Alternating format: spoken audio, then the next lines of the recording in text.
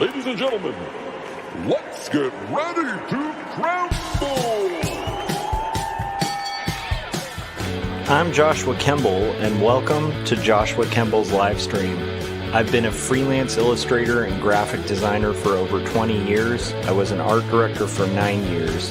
And when I'm not art directing and working on illustrations and graphic designs, I'm working on comic books and graphic novels, and that's usually what I do during my streams. And while conversations can go all over the place on this stream, from spicy and entertaining to goofy and silly, one thing stays consistent throughout every stream. I'll always be working on art. So pull up a chair, get your art supplies out, and get ready for an entertaining show that'll keep you company while you work on your own personal art projects. This is Joshua Kemble's Art Stream.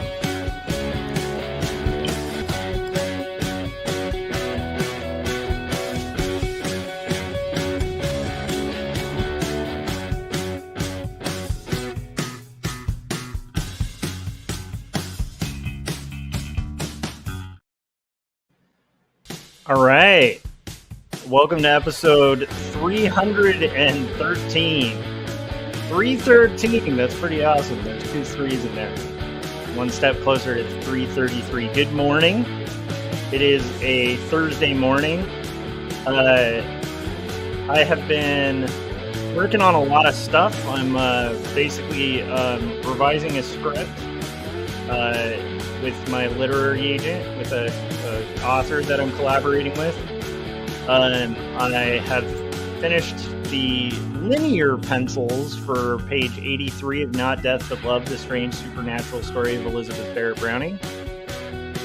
And I'm just enjoying the morning. I'm going to work on that very page, shading, page 83 of Not Death But Love, the Strange Supernatural Story of Elizabeth Barrett Browning.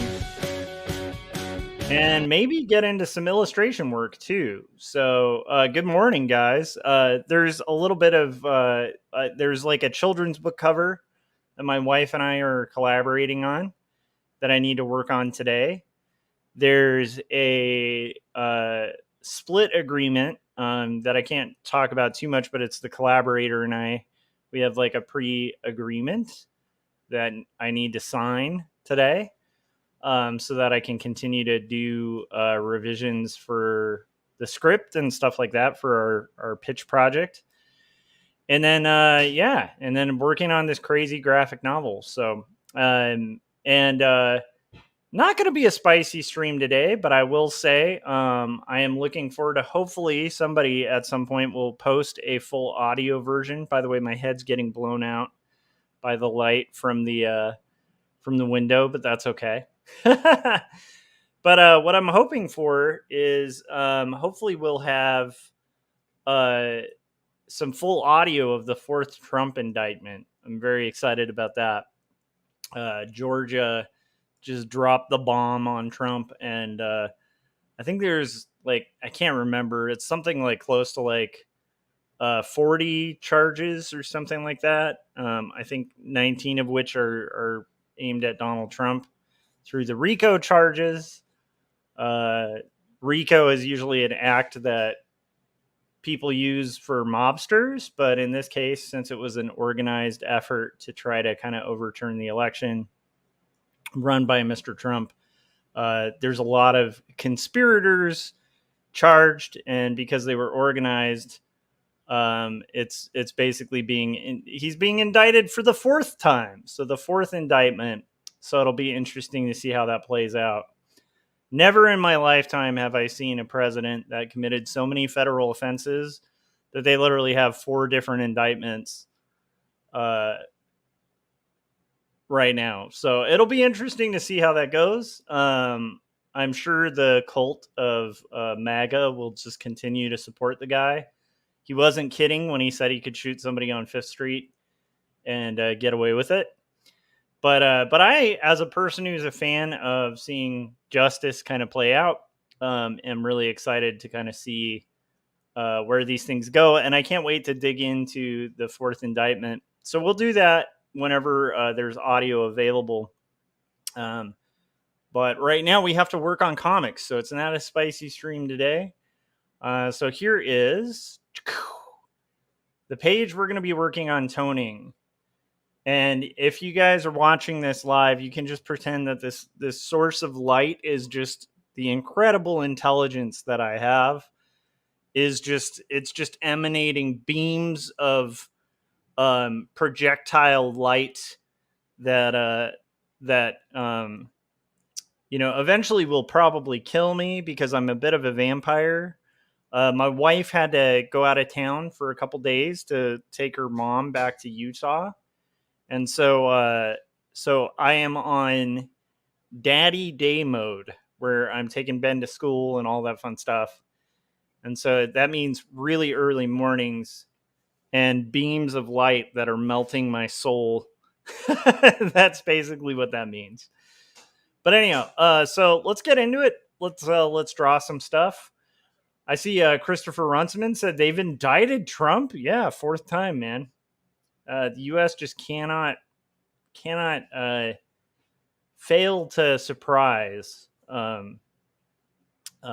Anyhow, so I'm sure it's very entertaining to those of us, our friends in Canada.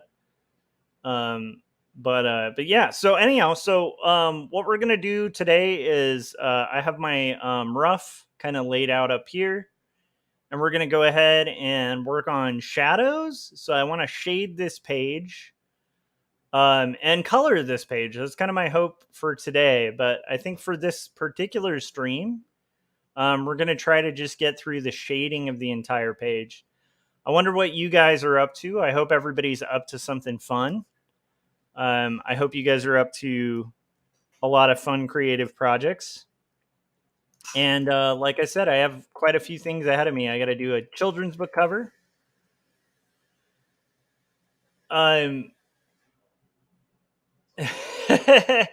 Christopher said everything you guys get up to in the States is confusing to us. Well, I'd imagine, especially in the last few years, it's been interesting. Let's just say that. But yeah, it's going to be a fascinating thing to see how this all plays out. Because again, we listened to, when we were reviewing Trump's third indictment, we listened to the full audio of the recording where Trump is basically talking to the Secretary of State in Georgia and trying to get them to kind of find illicit votes that would swing the election, and in somewhat of a mob kind of pressure call. And it's all recorded. It's over an hour of them just pressuring this poor person to try to make data happen that doesn't exist. And that's just one of the tiny pieces of evidence that is going to be part of this fourth indictment. Apparently, there were a lot of other things. The indictment makes some claims. It'll be again. I'll be really excited when they have the full audio reading, hopefully, of the full indictment. If I didn't have art to do, what I would love to do is just go through it and just read the entire thing, because I like to read these things.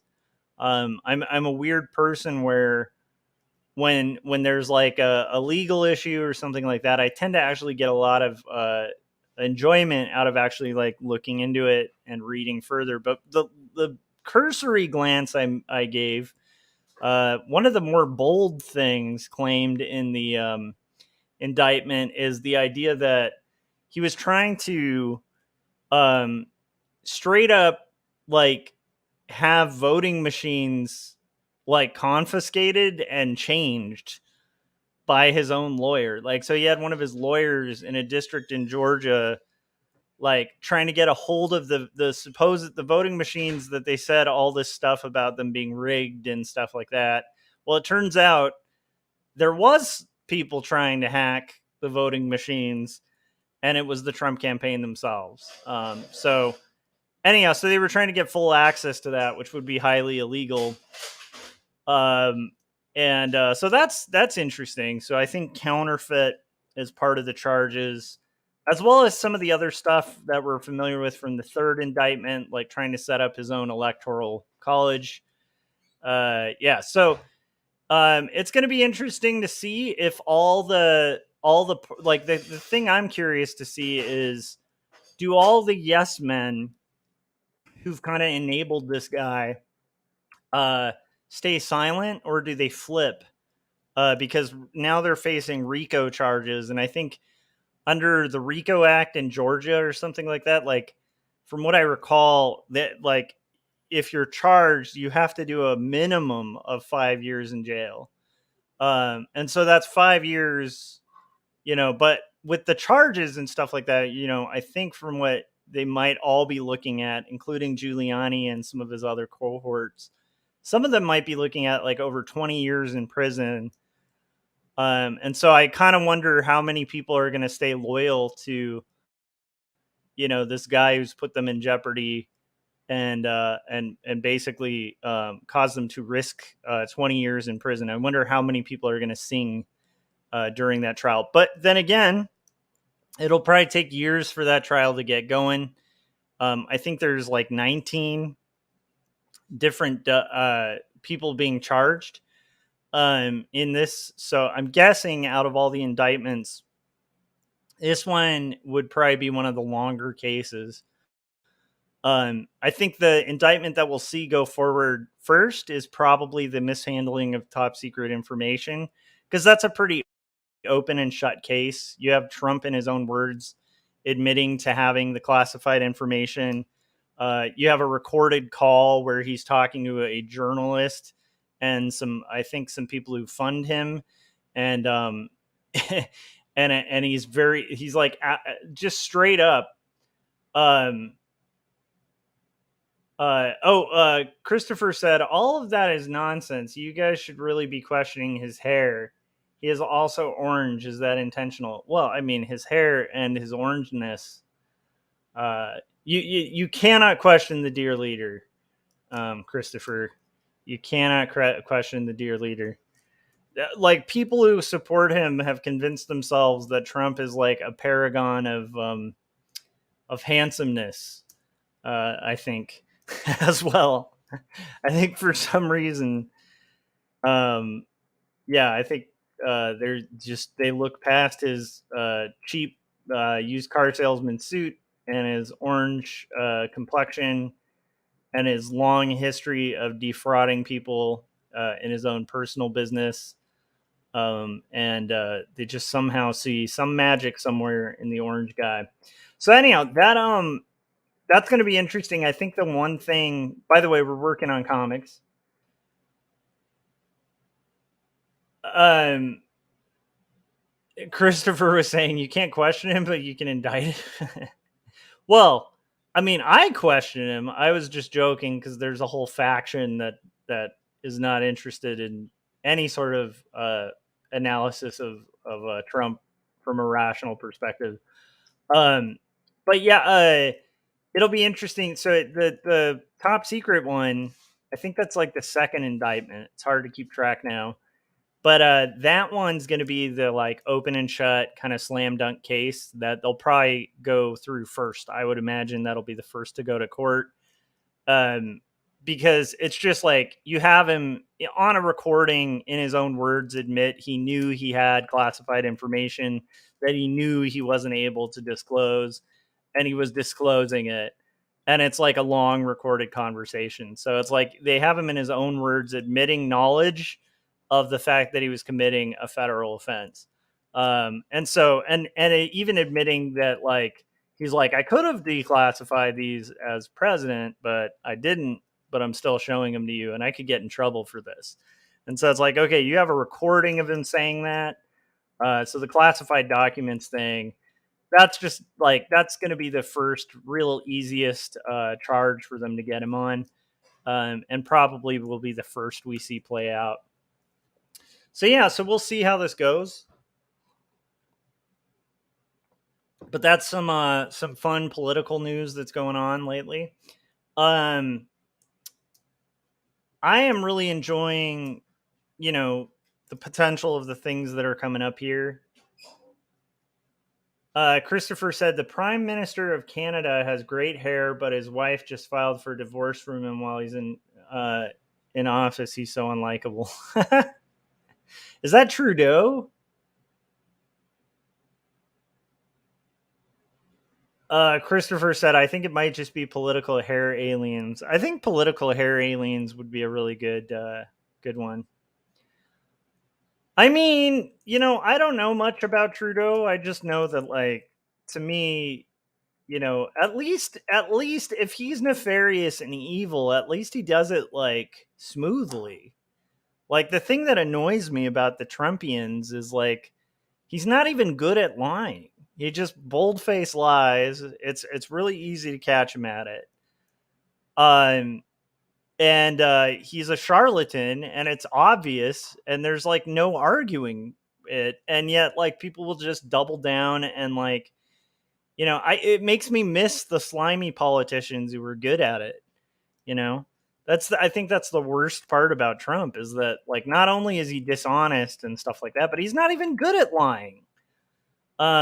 He just tells really bad lies, and like for some reason people eat it up. It kind of reminds me of like, if you've ever been to like a car salesman, you'd want like a shady car salesman to at least be good at lying. You don't want a shady car salesman who's like the used car salesman that like no one in their right mind is going to look at and be like, oh yeah, somebody would totally fall for this and buy a car. And then you see things like Trump and you're like, oh, that's why those shady car salesmen exist, because like you can be just like flat out corrupt and put on like a gimmicky suit and dress like Matlock, and uh next thing you know, you've got like a whole group of people who are willing to like storm a capitol in your name. It's I don't know, it's insane.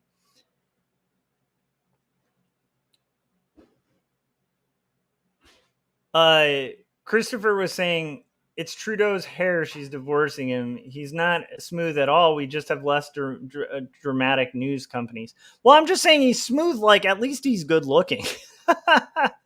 Like, he's a fairly good looking dude. So it's like, I can at least understand, like, okay, people probably like, again, I don't know anything about him or his politics or anything like that, but it's like, I could see why somebody might be like conned by it a little bit. Whereas Trump literally looks like, like if you were to cast, like you're casting like a Sith Lord, Trump would be like right up there as like a Sith or like a supervillain in a movie. He looks the part. He doesn't even look different than he is. It's like the evil inside just emanates out. Frank said, I recently started dating the soon to be ex-wife of a prime minister. Nice. Smoothly done. Frank Salazar taking the prime minister's exes.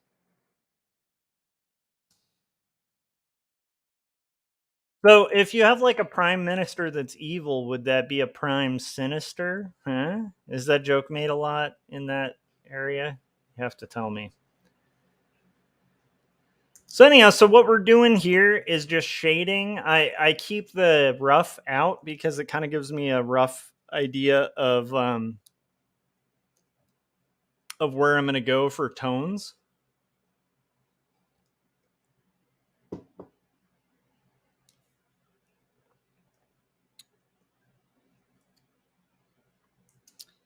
I have to say, like, one thing that's cool about today is, you know, because of my long, crazy commute, I never really got to drop my kid off at school very often. And it is such a fun experience. Waking up, getting your kid's lunch packed, walking them to school. Like, it was just, I don't know, it was like a nice morning, and it's kind of like a window into like their little worlds. Because as a parent, it's like weird. You get like these tiny little glimpses of what your kid's up to at school and stuff. But a lot of it is kind of mysterious. And then, with my son, sometimes it can be like pulling teeth trying to just get information about like what he's been up to. It's like, oh, how was your day? And he's like, meh. that kind of thing. So it's like being able to have this little window into, his school, and like he's I don't know, it's pretty cool. He's got like a class with his cousin and stuff like that. So they like go to school in the morning together, and like are kind of doing their little thing and talking about their little world. And to me, that's like that was a really cool moment.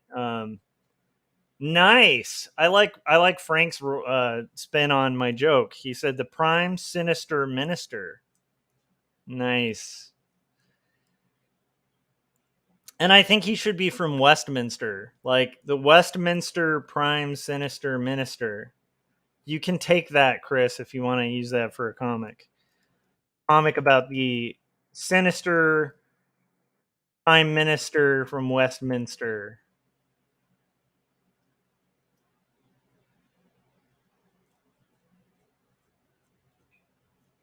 So just shading a little bit. I want to kind of give like streaks to this, so it kind of looks like a bit of a mirror. Yeah, the sinister minister from Westminster, Mister Sinister Minister. I'm gonna keep going. Christopher said he'll put it in the book. And I only request, if you draw this minister, he should have like an evil twirly mustache. Because like there is something to be said about just like a good old villain twirly mustache, you know what I mean? I feel like that's not utilized enough. Like a rad, just twirly evil curly mustache guy. It was a trope for a while, but I don't know if they do it anymore. I'm trying to think of like the last villain who had like a long curly evil mustache. I kind of feel like there's the villain in Sonic the Hedgehog that I think yeah, Eggman has like a nice evil twirly mustache. I think his is more like pointy though. I can't remember if it curls. I think it's just pointy, but he does curl it, quite often in his villainous states. So, but I'm trying to think of any other evil mustache twirling villains, and I feel like that's something that needs to come back. You know.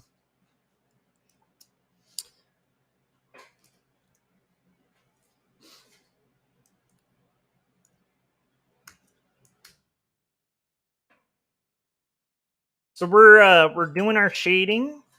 We're having our morning cup of coffee and getting going. Pretty exciting. What are you guys up to, Frank? How are you doing? Christopher, what are you working on? I hope things are going good.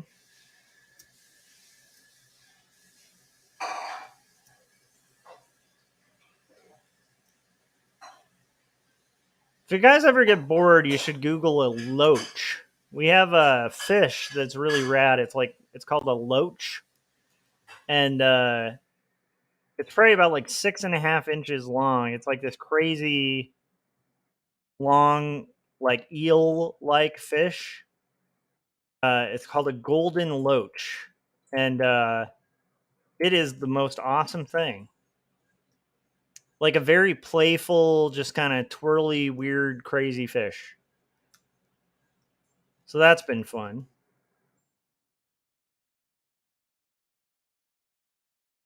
What else?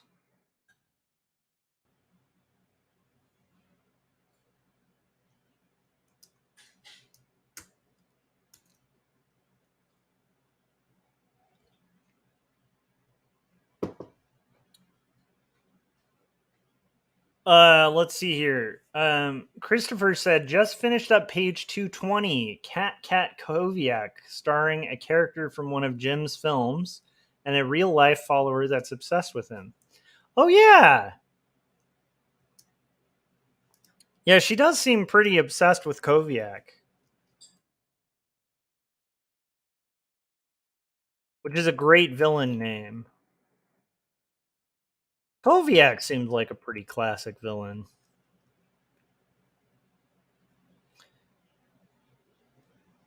Yeah, I feel like that might be the thing that a lot of like dystopian stories, some of the things they got wrong are like, usually it's like there's a nefarious actor who's like a really smooth liar, they're like just a smooth talking, smooth criminal, pulling the strings, the puppet strings, in like really nefarious ways that nobody realizes. And really, what you needed is a guy who just out in public is just openly idiotic, lies, is narcissistic, is like, basically like in broad daylight, just kind of like committing the corruption, is publicly saying the corruption they're going to commit before they do it, after the fact doubling down on it, and that like there would just be a horde of people who just will not believe anything negative, even a clip like played of the person saying something negative. They're just like, nope, he never said that. It's like, but here's the recording of him saying that. Nope, never did it. um I think that's where dystopian literature got it wrong. It's like, they have it like more covert and nefarious, and I think it's actually, at least from my experience, it turns out nope, doesn't have to be as covert or nefarious. Doesn't require like some sort of like magician skill. It's just like you need somebody who just is really rich and will lie through his teeth every 2 seconds, and people will just want to believe it. Which kind of makes sense because I think of like you have guys like L. Ron Hubbard. It's like, yeah, I don't know. Like when I've looked at that guy, he wasn't super compelling or convincing. Um, but he did seem to have some kind of charisma that people were attracted to, and then they'd want to believe in his kind of cult or whatever. And that's hard to you know, put a pin in like why the charisma is there, because I don't see it. Like I don't look at LRH and go like, I'd want to like follow this guy, and believe in his like wacky cult beliefs. But at the same time, it's like, there's a group of people out there who just found him so compelling, where like guy could just weave a yarn. But yeah, I guess my point is I feel like dystopian literature always gives too much credit to people. Like we're actually a lot stupider than that. We'll go for things that are like way less smooth.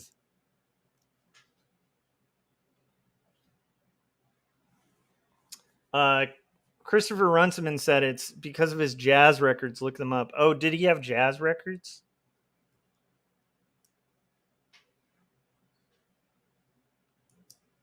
So we're basically just shading this panel of this page. We're going to get a little further on it. It is like 1,000,000 degrees outside. It's been in like the triple digits where I live. So there are times where I really appreciate living in California. And there are times where I really like where I live, in like the Antelope Valley, where it's like, cost of living is fairly affordable. It's easy to find parking. You can drive to a restaurant without like driving around for 10 hours. But then there's days like today where I'm like, oh yeah, I live in a desert. This is really hot. Because we have our AC like blasting right now, and it still feels like just like there's this draining heat.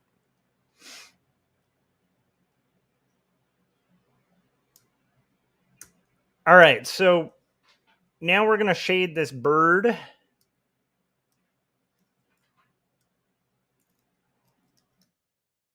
me double check just to make sure I'm kind of on model here. Okay, lighting's gonna be coming from kind of the left.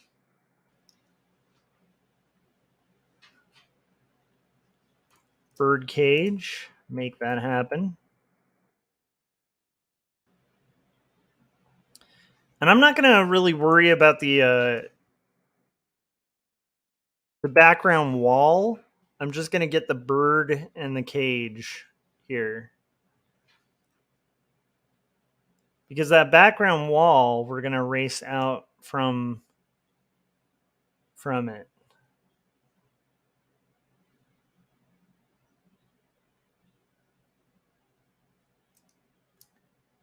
And let's see here. Yeah, I don't know. Can you guys think of anything that like dystopian stories got wrong?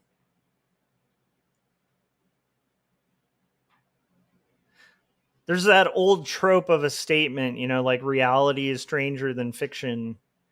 And I do think sometimes that's the case where, there are times definitely where I feel like if you wrote reality down, some things that are actually real, you write them down and made them a movie or something, people would be like, that's not believable. You know,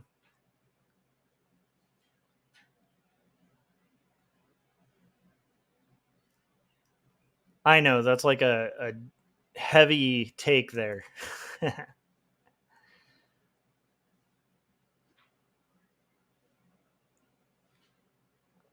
All right, guys, we're having our coffee and we're rocking this business here. Merge visible. We need to save this as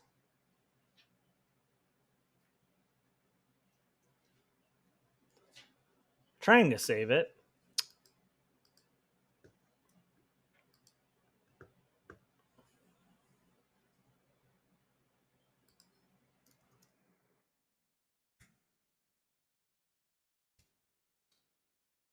All right.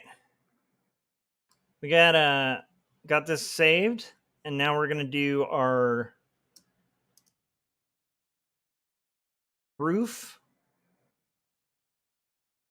that's on fire. The roof. You guys remember that song?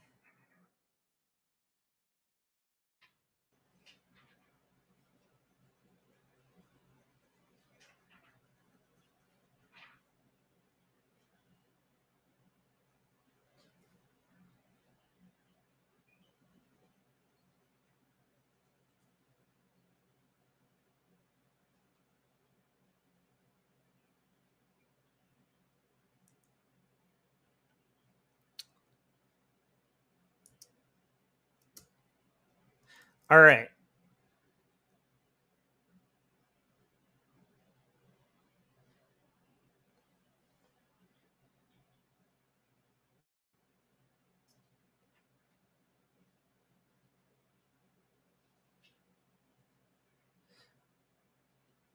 So we're just getting our shading in here with our characters in the foreground.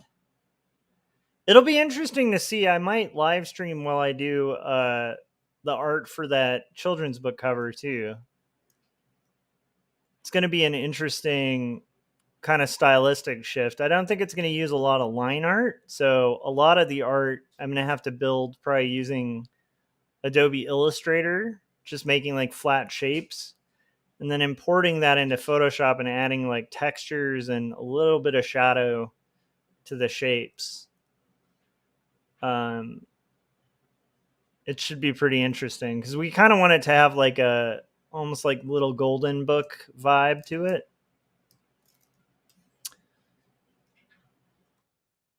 So we'll see how that goes. Maybe I'll be able to live stream like later in the day when I do that. But I plan on trying to like live stream most of the day. Um,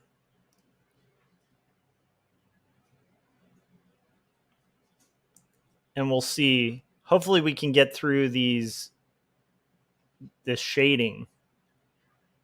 We'll see if like the morning work ends up saving me time, or if like my night self just has trouble getting as much productivity out during the day.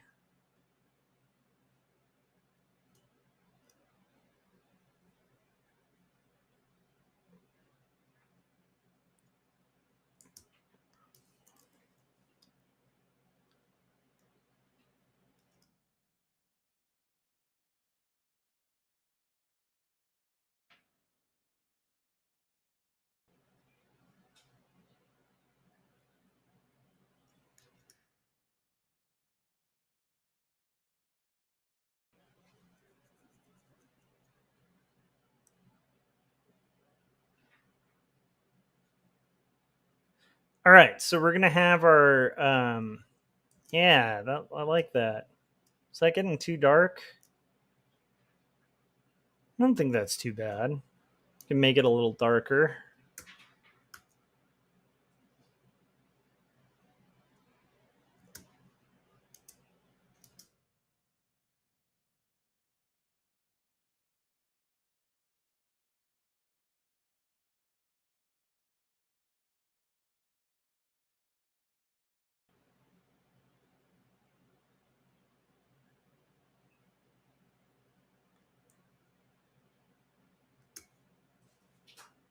Okay, good. So our light source is kind of gonna be from here a little bit, but I want it to get pretty dark.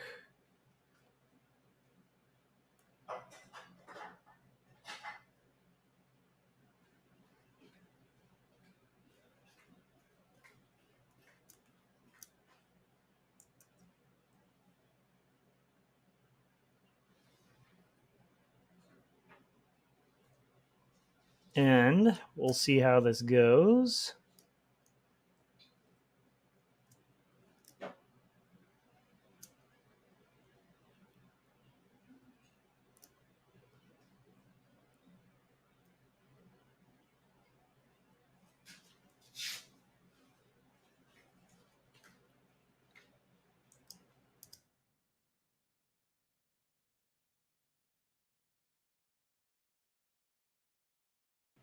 So we're gonna get darker here, and this is gonna be much more kind of in the background.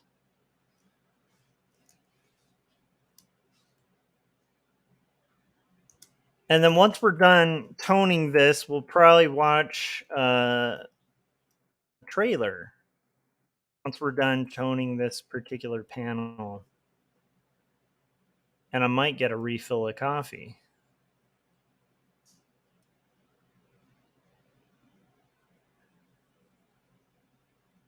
So yeah, I have to say, like, coming from the States or whatever, you know, it might seem kind of confusing to somebody who's like from a different country or something,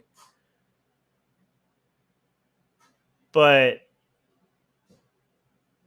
I think I had a friend recently post something like where he felt like this was one of the hardest years of his life or something because he's had like a lot of personal stuff happen. And he was like, yeah, this must be like the hardest, you know, year of my life or whatever. And then he said he kind of took stock of it though. And then he was like, wait a minute, there was like COVID, there was two terms of Donald, or a term of Donald Trump, could have been two, you know, and was like, actually, it's just been a really bad, bad few years.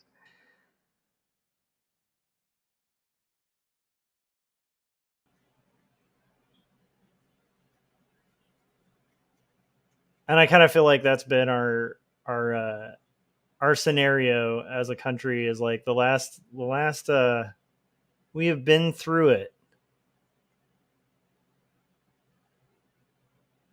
And I feel like I fear we've lost some souls along the way. I fear that people have really dug in, gotten encamped in a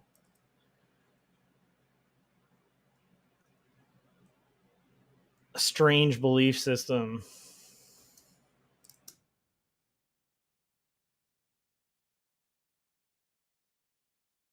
All right.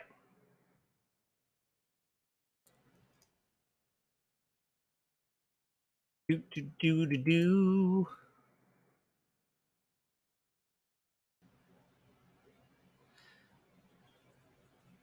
So we have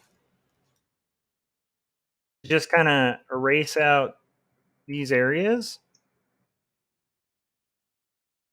and then we should be good to go for at least this panel.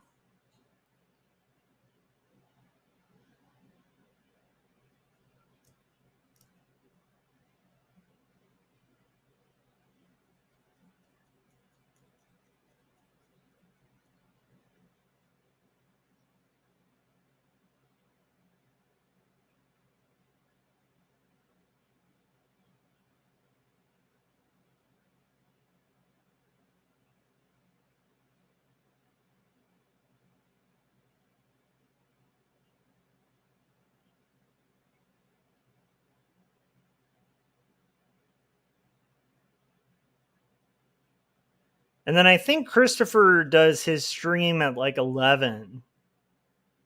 So what I might do, just so we don't overlap, is around like 11ish, call it so that we can all go over and hang out with Mr. Runciman. Check out his amazing stream where he makes a one-page comic every day based on users' suggestions.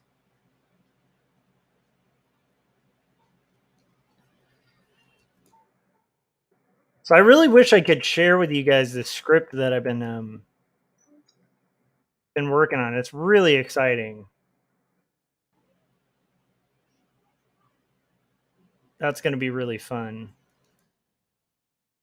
But I do think I might be able to share working on the kids book cover that my wife and I need to do. She's done the pencils for it, and so I just need to kind of go through it and color it and execute it in a really cool way.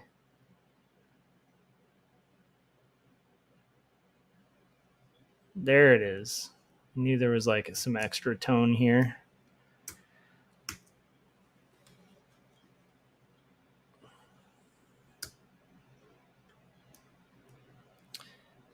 And here we go.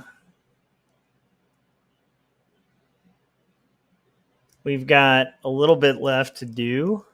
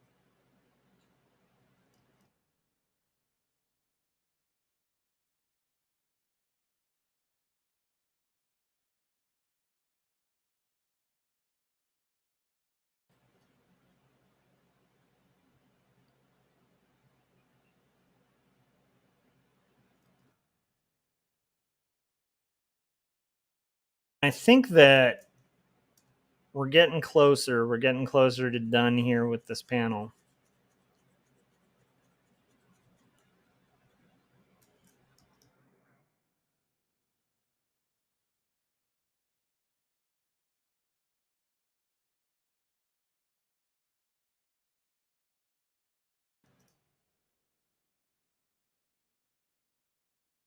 And we just have to do our bird cage real quick.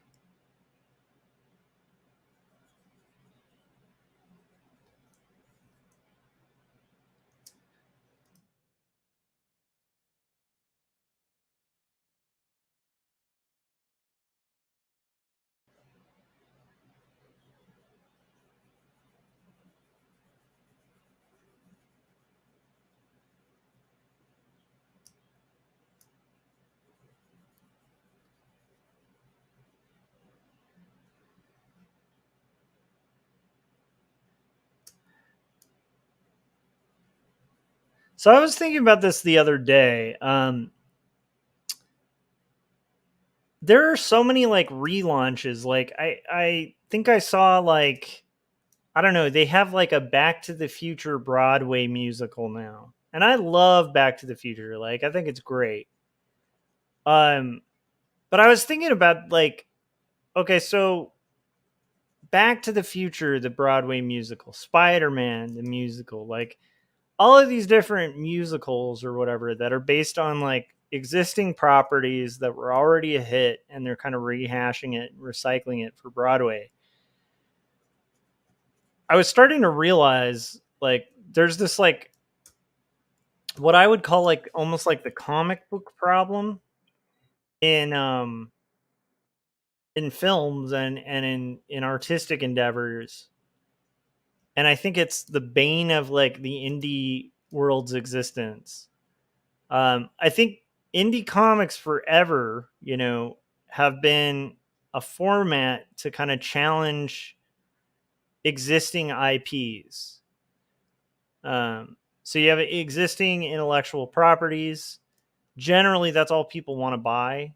Is like, I liked Back to the Future. I'll buy the Back to the Future Broadway musical thing. I'll buy Back to the Future T-shirts. And I'm speaking as a person in the market because again, I love Back to the Future. But I was thinking about like how many people have been trying to get, say, like a musical or something like that through to Broadway, that this just sidelines because it's easy money, because it's already a property that people are connected to and already like. And I feel like there's this trap that I think a lot of consumers get into, including myself, you know, where we just buy more of the same stuff we like, you know. Kind of like, oh, I like Back to the Future, therefore I'll get this Back to the Future thing. I like Spider-Man, I'll get this Spider-Man thing. I like Star Wars, I'll get the Star Wars thing. And I was thinking about like how many indie creators are like sidelined on a green light that they've been waiting for. You know, how many new properties didn't get made because this next like megalith thing is being made by like a mega corporation, you know?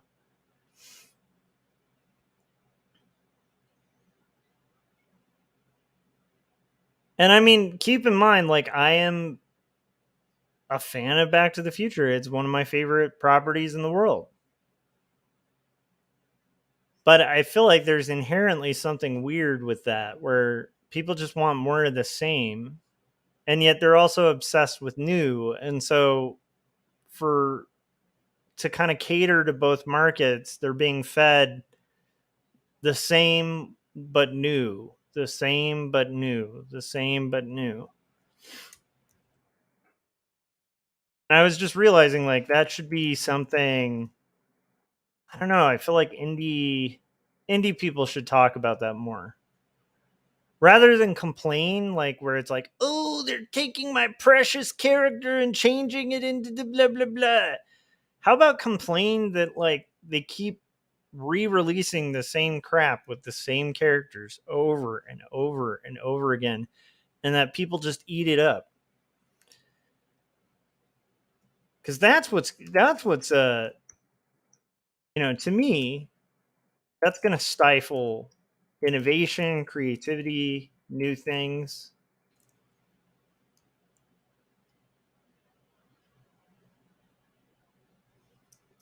Encourages creators to just do more of the same because they're going to get paid for it, you know? And creators at some point are going to follow the money.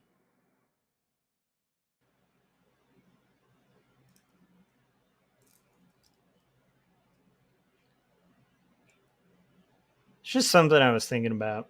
Frank said, uh,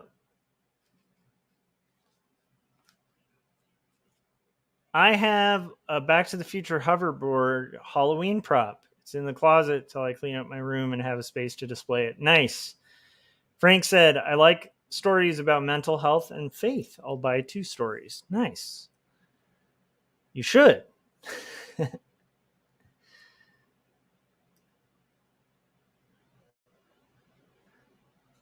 But I mean, it's cool that like every once in a while, it's kind of astounding that every once in a while something new does come to light. But I think as indie creators, we should try to support more indie stuff. And by the way, I have a little hoverboard thing too, just like a sculpture or whatever. It's like a little prop replica thing. Um, all right, guys, we've been going an hour. We've finished toning panel 1. So now we're going to play a trailer. I'm going to get a refill of coffee, and we'll continue the stream in a little bit. So here is the new trailer, Kids Say Kemble by Jim Luhan. We know that Georgia kids say the craziest thing. So, little Susie, do you have any brothers or sisters? I understand you're in 3rd grade. How do you like that? Do you like your teacher? You like to do a lot of fun things at school? You got any hobbies, Susie? Any things you like to do when you're not in school? I hear you like to read. Well, right now I'm reading 2 stories written and illustrated by Joshua Kemble. It grapples with faith and mental illness. It's ultimately a story about redemption. It's a savage piece of writing. Also, I just finished up Jacob's Apartment, another one by Kemble. Jacob's Apartment weaves together elements of spiritualism and relationship dynamics, as well as atheism, and all the while it deals with abandonment and loyalty. It's a fierce, fierce read. Do you like ponies?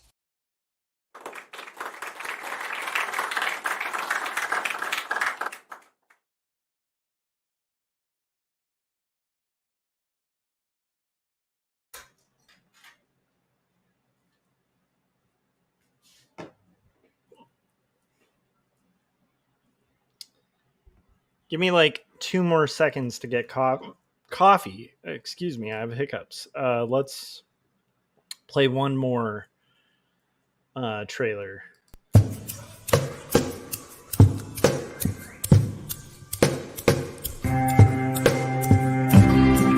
Speak clearly, it seems that only in dreams can we these things we've seen and walk around breathing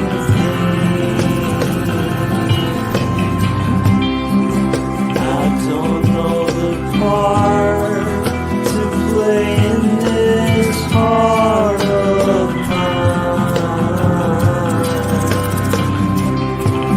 There's dissonant things, they split at the seams.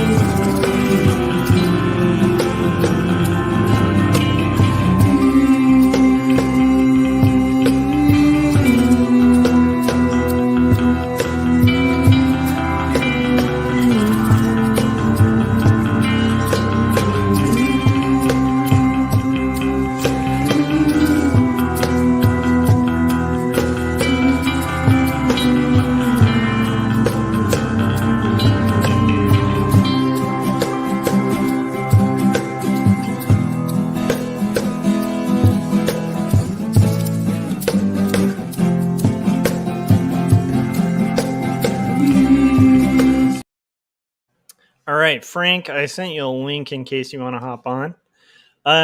So we're doing episode 313 of my live stream. We're working on toning page 83 of Not Death But Love, the Strange Supernatural Story of Elizabeth Barrett Browning for Turner Publishing.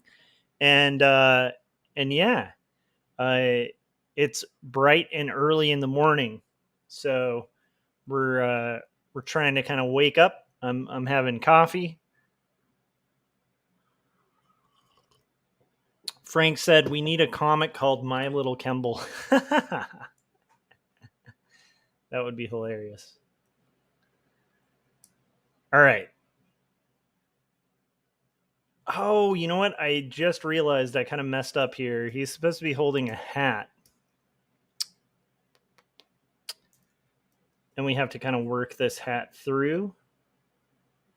I think Frank might be joining us shortly.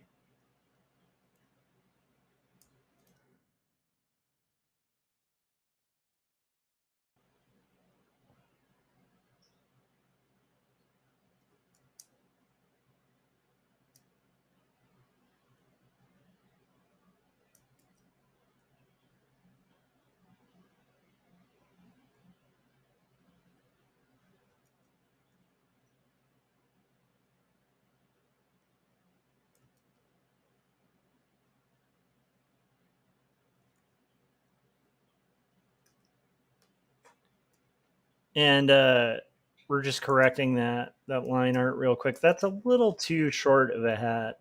It goes a little bit longer.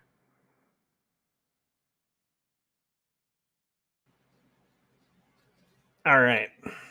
There we go.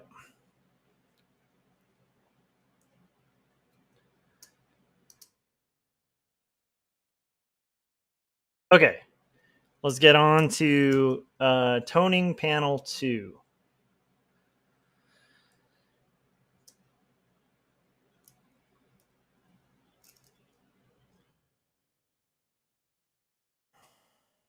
I like to start with toning the characters themselves and then kind of working on the toning for the backgrounds and stuff like that once I have the primary characters kind of worked out. There's a reason for that too, because when you're toning or doing values and stuff, it you can accidentally like add too much dark or too much light that by the time you get to your key figure, you'll find that you haven't allotted enough value for them to like stand out. So to me, this is a way to kind of make sure that I'm keeping on mark with my values, um, so that it'll read when we basically have everything sort of shaded and worked out.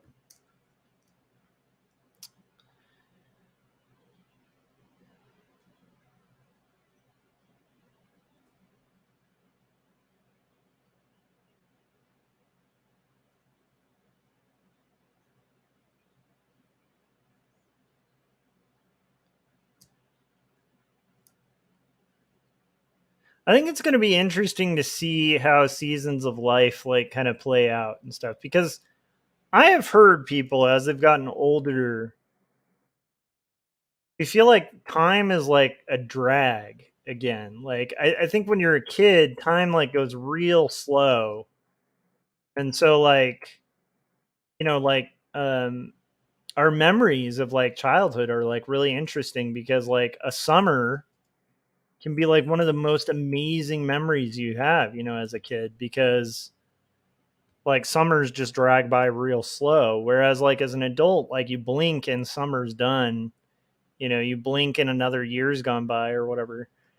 And so right now, at least where I'm at in my life right now, it's like there's just not enough time in a day to get what I want to get done. And that can be a real challenge.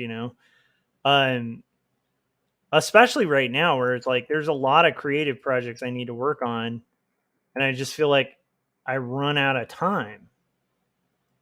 Um to kind of get everything done. So like my to-do list is always a forever list that is never like I never check everything off the list of things I have to do. So I kind of wonder, like it makes me curious about if I will ever be at a point in time where time is just not this like progressive march that, you know, keeps ahead of where I need to be. Um you ever get to a point where you're like caught up, everything's done, there's nothing, to kind of do?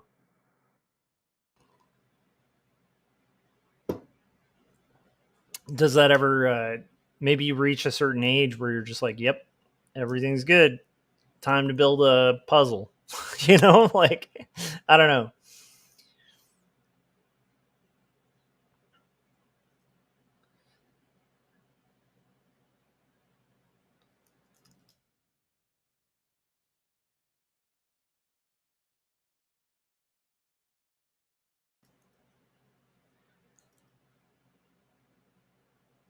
Because I'm like here, you know, it's like I got to get this page done.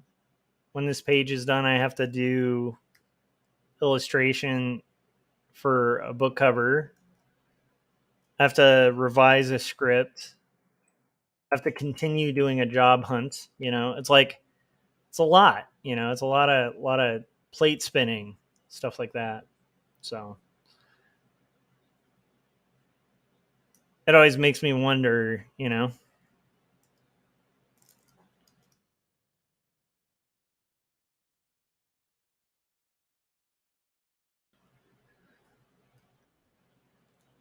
I believe we might have a Salazar Art Nation joining us in a few. So Frank, all right, we got the thumbs up.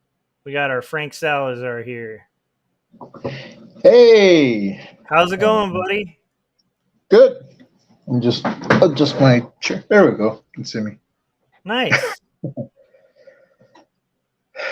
Oh man, just How you getting doing? up. What you working on? Right now, just I was printing out some stuff yesterday at the library for a role-playing game. So I was cutting up some tokens. Awesome. So I got a little. I was making a little dice kit. So for like,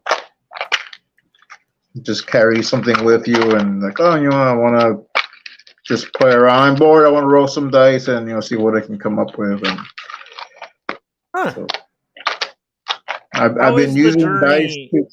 How is the journey in tabletop RPGs Going? going? Good. I created a monster for basic fantasy. I used one of their stat blocks, but I made a cross between a lion and a rabbit, and I called it the Auric Leo, and I have it over here.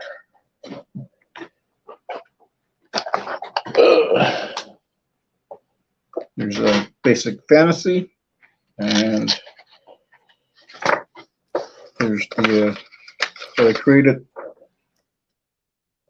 and That's I made awesome. a snow Auric Leo and an Auric Leo and a snow Auric Leo. That's I rad. have a little like description for it. I love it, man. So, is this a like? Are you? Is this like a game you can do solo or? It's not like it's meant for more people, but you can like there's rules that you can use to make almost any game solo. So Oh, okay. so That's cool so though. So that's something that I been wanting to do. I've been doing. I created my character and made my own monster, and so like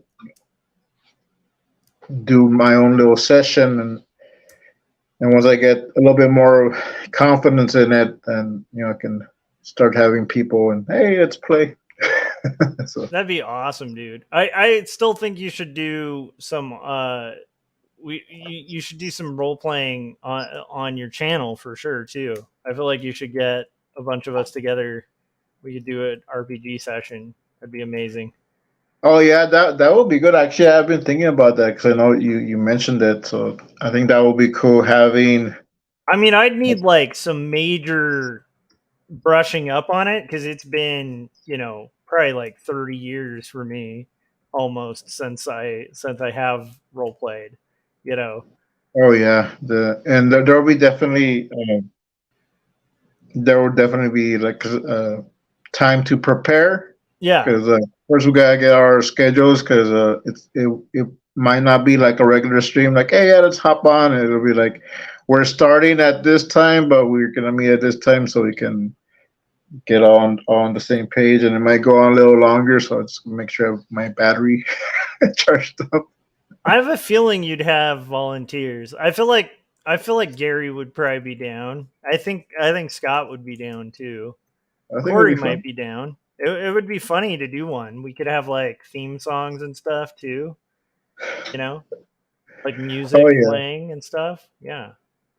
yeah. I'm trying to think of what system will be like a fairly easy system to kind of get into. Basic Fantasy is looking pretty good. You got 4 core uh, classes, but you can there's supplements, so you can add more.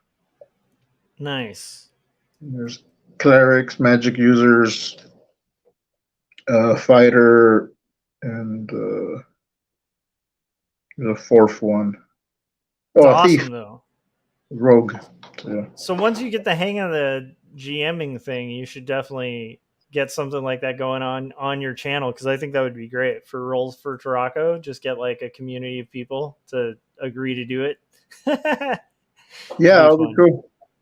Yeah. It'll be cool having the like the Artcasters edition. Yeah, for sure, for sure. And I could see it getting really goofy. I think we should get Gaz involved in it too. Oh yeah. Yeah. I think later on, if we do something like specifically for like an Artcasters version RPG, Yeah.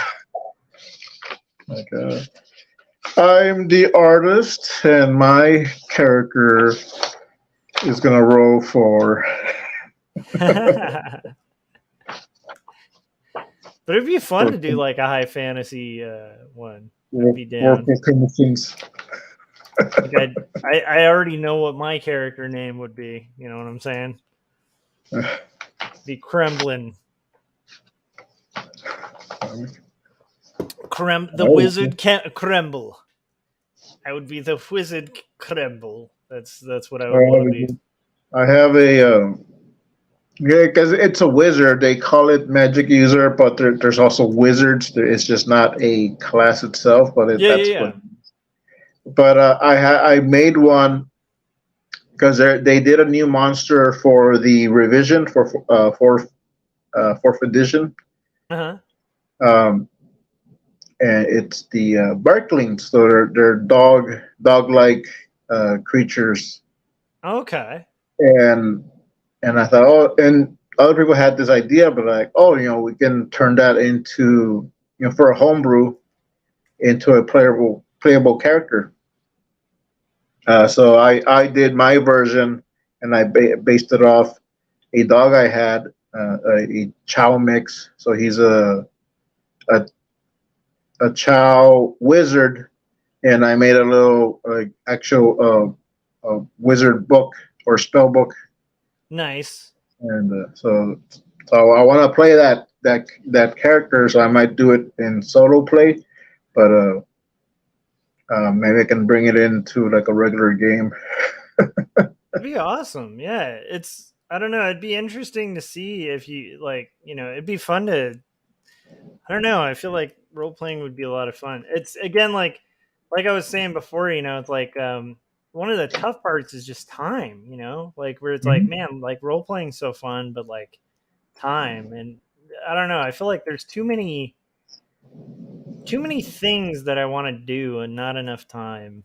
I know that's a hot take, but. Oh yeah, and especially for role playing games, because you got to schedule, and because I think some take.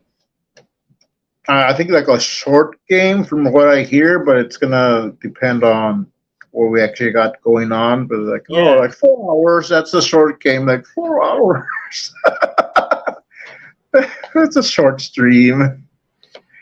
Could be fun though. I feel like we could commit to like maybe like one Saturday a month or something for all of us to do it. It'd be fun. Yeah, especially when we have a session 0 where we kind of okay, what is it like? Yeah. Unless you become like an evil GM and just kill us all off in like the first like 5 minutes. Well, if your character dies, you can roll a new character. That's true. That's true. And what because I watch a lot of videos and streams, and so apparently what some people do, like, well, I really like this character. He died. Okay, well, and they just change a letter in the name, or it's Yeah. the cousin, or it's the twin brother. Mhm. So, I think I heard of one playing the same character but just different spellings of the name. Yeah. So like, okay. I could see Yeah. that. I could see that for sure. Well, how you been, man? I've been all right. I've had my days, but my good days and my bad days. And September is gonna be, I think, Suicide Awareness Month, and I'm part of a support group. So what we're doing is a walkathon. Uh, I think a 5K walk or run. Oh, cool. And I offered to be one of the speakers. I still haven't heard back because they're kind of like, oh, okay, we'll think about it, but they haven't actually seen me speak.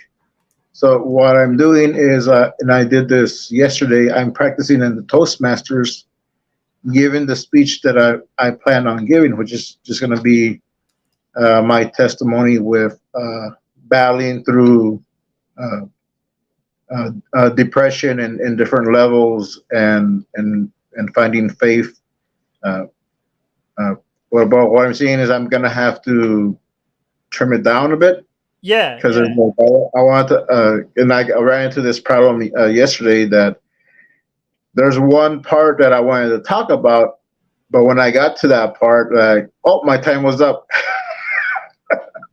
Yeah, timed speeches are tough, man. Like, especially if you're like I am, where it's like, dude, I will ramble for like ever, and so I can speak, but if I speak on a time limit, it's like I tend to choke like pretty bad. Yeah, Yeah, because you gotta figure out what's important, what you can boil down to its essence, but still have an impact. And especially since all of it kind of like works together. Especially with what I'm going to be talking about, different areas in my life. So like okay, well, what can I kind of like trim a bit, and but if it's something that they want to know, anyone wants to know more, they can come and ask me. But yeah, and it's so hard with that kind of thing too, because it usually goes one way or the other, where you go way too long, or you feel like you're going too long, and then you shorten it way too much, and you're done with your speech before before the time's up, and you're like sitting there like, so anyone, because you went too quick. It's like, yeah, it's a hard, like, there really is an art to that. Oh yeah. Yeah. And that's a common thing too, that you say so much and you talk real fast, and then you're, oh, I'm done, and like, well, there's still like 5 minutes left. So, yeah. Because that's another thing, because when you're on stage or whatever and you're speaking, it's like you feel like time's going a lot quicker than it really is. And so a lot of speaking publicly is like learning how to like slow down and be like, breathe and take your time. But then you can't, like, you also don't want to be the guy who's just rambling on like 3 hours in, and people are just like, oh my gosh, this was supposed to be a 5-minute talk, like, yeah. That's crazy. That sounds cool though. Well, I hope you're able to do that speech, because that'll be really cool. Yeah, I just want to, and I recorded it. I audio recorded it, and it's unlisted, but I have it on one of my other channels. Oh, cool. But I want to keep doing it, so I'm gonna do it again next week. But this time I told him, okay, I'll go for the 8 to 10 minute mark, because I was trying to do it in 7 minutes. So like, no, I'm not gonna be able to do it. Yeah. Yeah.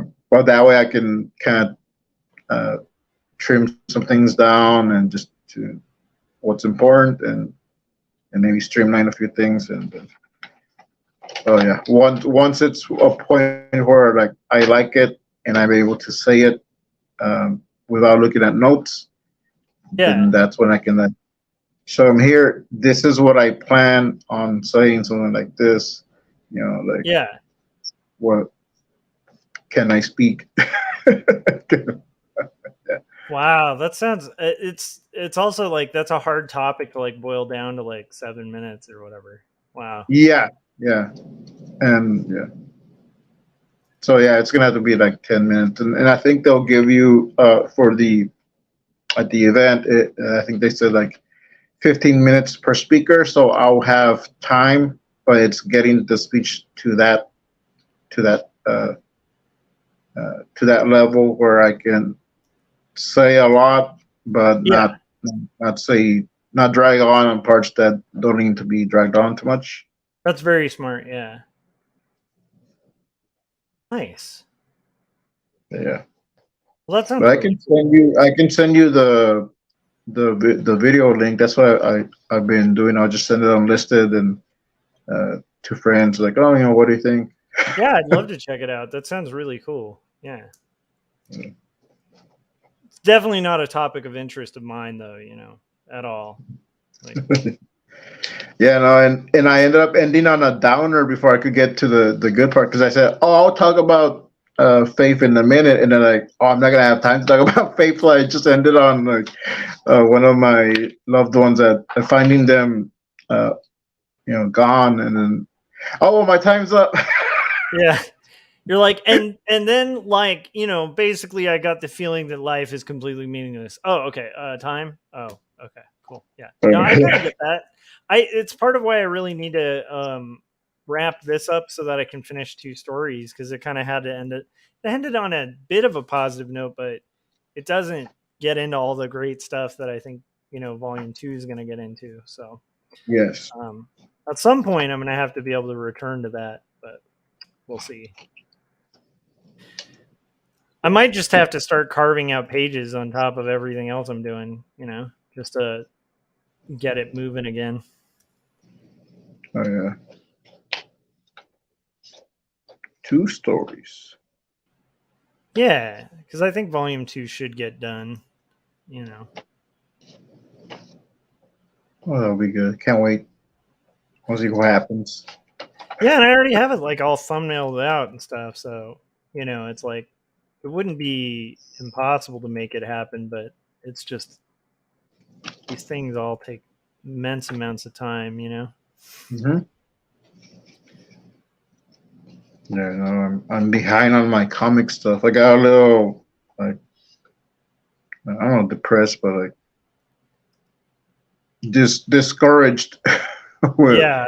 with drawing and comics for a little bit. So, and I've been focusing on the Roll for Toronto. And I'm like, oh, I need to get back to comics because that's what I want to do. And I implement all that, but so yeah, I need to get back to posting more on my regular channel and just trying to find like a good schedule. Like, okay, I can put this here and this here, and yeah, it's hard to keep. It's hard to keep up. It's just hard to keep up with making comics, and then it can be. You can have like periods of encouragement and discouragement for sure too. Oh yeah. Anything in particular that discouraged it, or? Yeah, like I won't go too much details, but it was talked about for a while that I was gonna be part of this anthology, and I was I was heading it for a while, but there was just a lot of different things, just disagreements, and in my opinion, I feel we kind of rushed in, without knowing exactly what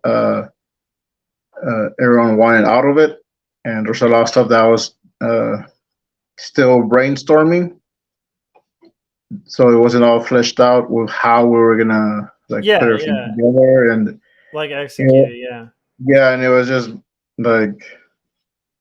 It was just like maybe a couple of weeks in, and there's already like problems upon problems, and like, this is extra stress that right now I don't need. Yeah. and it's this is actually stopping me from doing the story I want to do because I'm focusing on these problems that could happen that we haven't had yet. Yeah. So I walked out of it, but that kind of I think they're doing fine. I'm not too sure. I haven't really kept up with that. I don't know what's going on that front, but last I Yeah. heard Are there's they still even doing it? I know for a while because I would see CB Smallwood posting pages on Instagram, and his stuff is like really, really good. I know some people kind of like slow down a bit, but I don't know. Yeah. And I don't even want to ask anymore because it became this big thing. Yeah.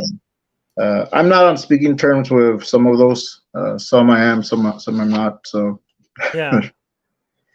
so I don't even want to. Yeah. You don't want to drag up stuff. Yeah, that makes sense. I just But it kind of burned me out, or like I don't want to like do anything right now. Comics, so like, but I need to get back to it because I love making comics. Yeah. No, I totally get that. I would never. I don't know if I'd ever undertake doing an anthology or whatever. I just don't think I'd ever. I mean, like maybe contributing, but like running it, it's like that is a beast. And I don't And know if that I'd is want what I wanted to try, but I wanted to do it with my own anthology, and this was kind of taking Yeah. on someone else's thing Yeah. where I was like, I have no connection to that. Yeah. And I feel like that's where I was feeling like an imposter because I never did anything with that. I came in after the fact. Yeah. So I was trying to like, well, how do we do this? And I'm looking at different examples. Like, okay, we can do it this way. No, not this Yeah. way. So, like, it was becoming a mess for me, and like, I can't. Yeah. Understandable. So, yeah. Yeah. I don't know. I feel like this would be my own thing too. It's like I think Frank, you could probably run a really good anthology, but I think if you did it, you'd have to just do it and be like, I'm putting together an anthology. This is how it's going to go. These are the rules, and just get people on board. So I feel like, weirdly enough, like the more kind of cooks in the kitchen, like the more it's just like going to be like a mess, you know? I don't know. Yes, and what was some of that was happening was it was being compared to what was done in the past. Like, well, I wasn't there, Yeah. and I actually don't like everything that was done in the past. Yeah. And I wanted it to be its own thing, but you know, yeah, I don't know. They wanted that name. Yeah. Like there's a lot of bad blood under that name, so like it was just very uneasy for me. Yeah.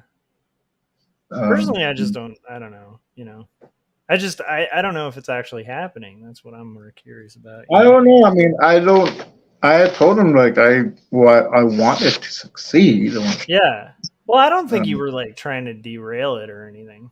But no, I was just trying to get it off the ground and do something with it. And but yeah, no, I think there was too many cooks. Nice. Ralph Contreras said, "Hey guys, just got here. How's it going, Ralph?"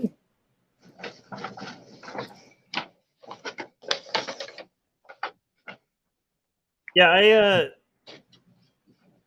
don't know if I'd ever undertake putting together an anthology, and I think if I did, I would just be like, these are the rules, this is the thing, this is the deadline, that's it. You know, it's like I don't think I would I don't know how well like the community stuff works. That kind of stuff. Yeah, and that's something that I wanted to do that with my own thing, but like and this was something that kind of like was talked about for a while, and you know that would be fun if we did this. Yeah. But a lot of new stuff was unfolding, and like and you know, for me, like when new stuff will be popping up, it would delay what I'm doing because Yeah. now I have to. Okay, so what are we gonna do now? So what's it gonna Yep. be? And how can I? And like that's the thing. I would promote it, and I can't promote it. We can't even agree on some things. So like, Yeah. once we agreed on something, okay, and then something else would pop up, Yep. and that's I guess that's with anything. But like I said, this was something that this particular one Yeah. I Wasn't your. didn't have I didn't have a strong association with it, Yeah. and uh, I there's stuff I wanted to do, and then they're like, no, we don't like that. I'm like, okay, well that's just well, Yeah. okay. It's like so it's really weird. No, it's a Um, weird one. It's always hard to yeah, I don't know, like again, I think if you do something like that, you should just do it yourself. No, and do your own thing, cuz like the more cooks, even getting contributors and stuff and then getting people to actually be consistent.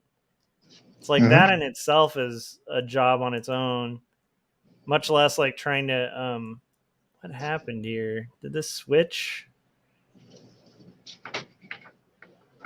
I think this did. Okay. Yeah. Um yeah, I think like just on its own, it's hard enough to get like just people to even contribute to an anthology and hit a deadline for it. Mhm. Um that I think when there's confusion on the whole structure of it in the first place and stuff, it's like you can just fall apart real quick. Um Yeah. I think weirdly enough, that's one of the reasons I think Mike, used to when he ran it, it's like he barely would have time to spend on his own books because he was like most of it, even his own short in the thing, because I think a lot of the time it was just wrangling other people and dealing with different crises and stuff here and there. It's like Yeah. I don't want to do that.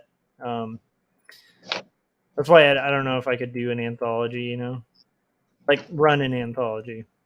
Yeah. Yeah. Well, I mean, they give me a new respect for people who run anthologies. Yeah, it's a nutty thing. I think you could do okay at it, but you just have to like really Yeah, fight yeah. running the thing, If it's something that it's my thing, um, Yeah. like this is what I want to do. Like I want to do something with Captain Courage, where it similar to CB's Wildcat Yeah. anthology that he did, where people contributed stories with his characters, but they weren't canon, Got so it. they can were kind of free to do almost whatever. But I mean, a big thing for me would be the uh, like the rating, Yeah. uh, because I mean this is stuff that uh, I want my all my kids to kind of open up, and but yeah, like something where it's hey man, take the character, do what you want within reason, of course, but you don't have to worry about connecting it. And then that's something I wanted to do, and that's something I was planning on working on this year. This other anthology, kind of like Yeah. uh, put that aside, Derailed. and then it kind of like I don't want to do anything right now. Yeah. So it's like, so I'm getting my bearings back. Yeah. So that's why I'm doing a couple of mini comics to just kind of get back into it. And Yeah. even those are kind of like taking me a little bit of time. Yeah. Ralph Um, was saying, you do you, Frank. You have so many of your own characters, you can make your own anthology or collection. Yeah, totally. yeah, and that's kind of what I want to do. But I would want something where I want to let people kind of play in that sandbox a little bit. Yeah. But it would be like in mind, like, look, this is what I'm doing. You can have almost free reign, except for these rules. Just keep these rules in mind, and go for it. Sounds cool. And So that what was what Oh, sorry. Go ahead. Oh well, like some of like my own personal rules and standards. That's what I had laid down as the basic rules for the other Yeah. anthology.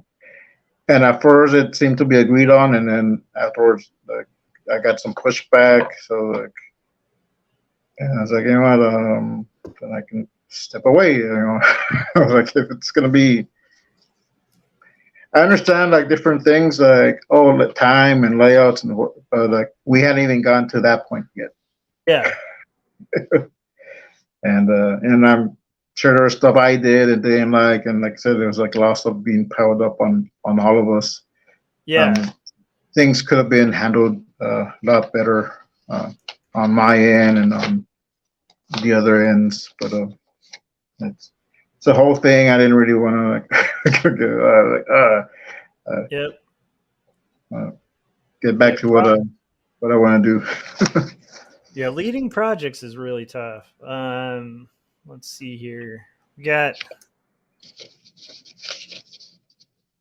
So what comics do you want to do? Like what comics do you have lined up that you're kind of looking to get back into? I wanted. I'm not sure if I talked about it on here, but there's a couple that I want to do that I want to finish just to do something different Yeah. than what I usually do. So there's one I had started, and I want to finish it. I think that one's just going to be like a 4-page, and it's about uh, a serial killer that runs a food truck.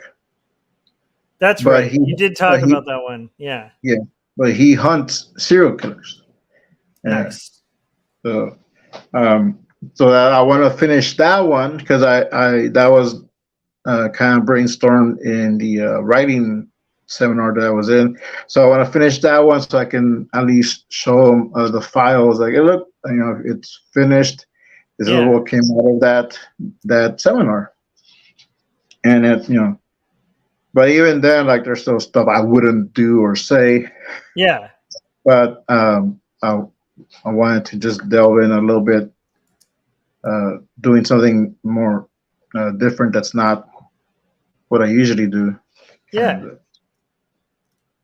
And then just get back to this other one that I was doing for that anthology that I still want to do a story. Like, and that story was on hold for a couple of years before that. So that, like, oh, I can finish this story now.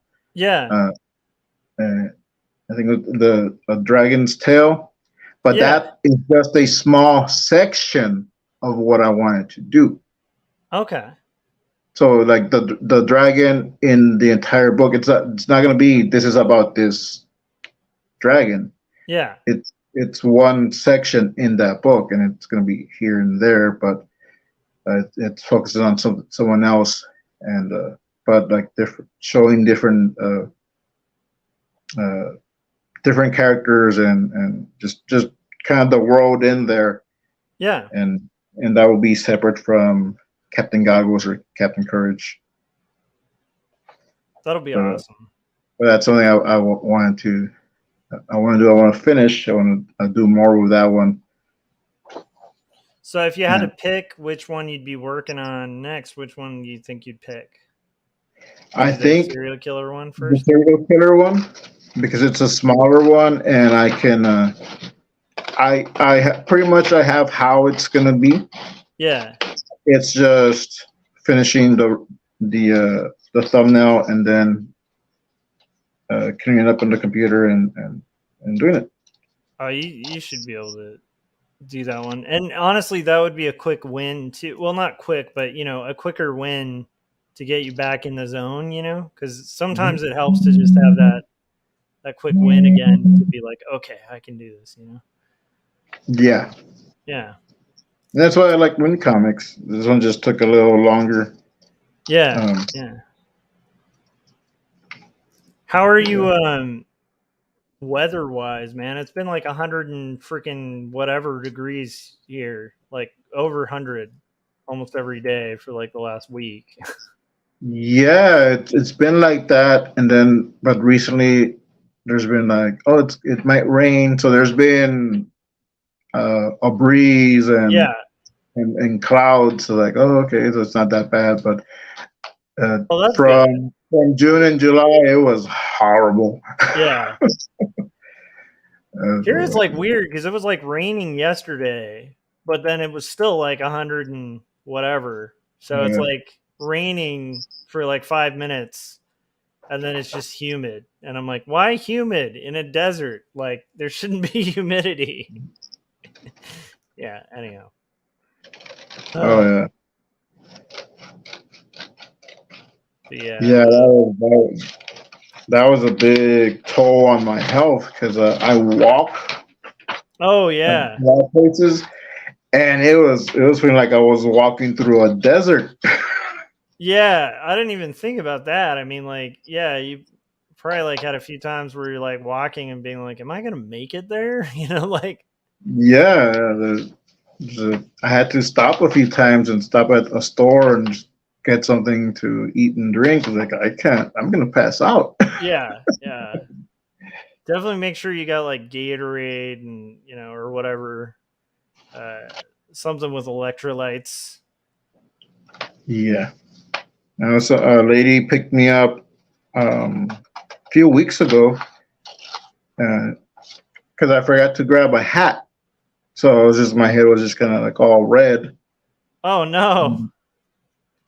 and I wasn't even like halfway where I needed to be. But she saw me and she's like, "How far are you going?" I told her, "I'm going over here." Like, I'll take you because it's too hot for you to walk. Because he's like, I saw you, you're sweating, you're all red, and Oh, so that's nice of them.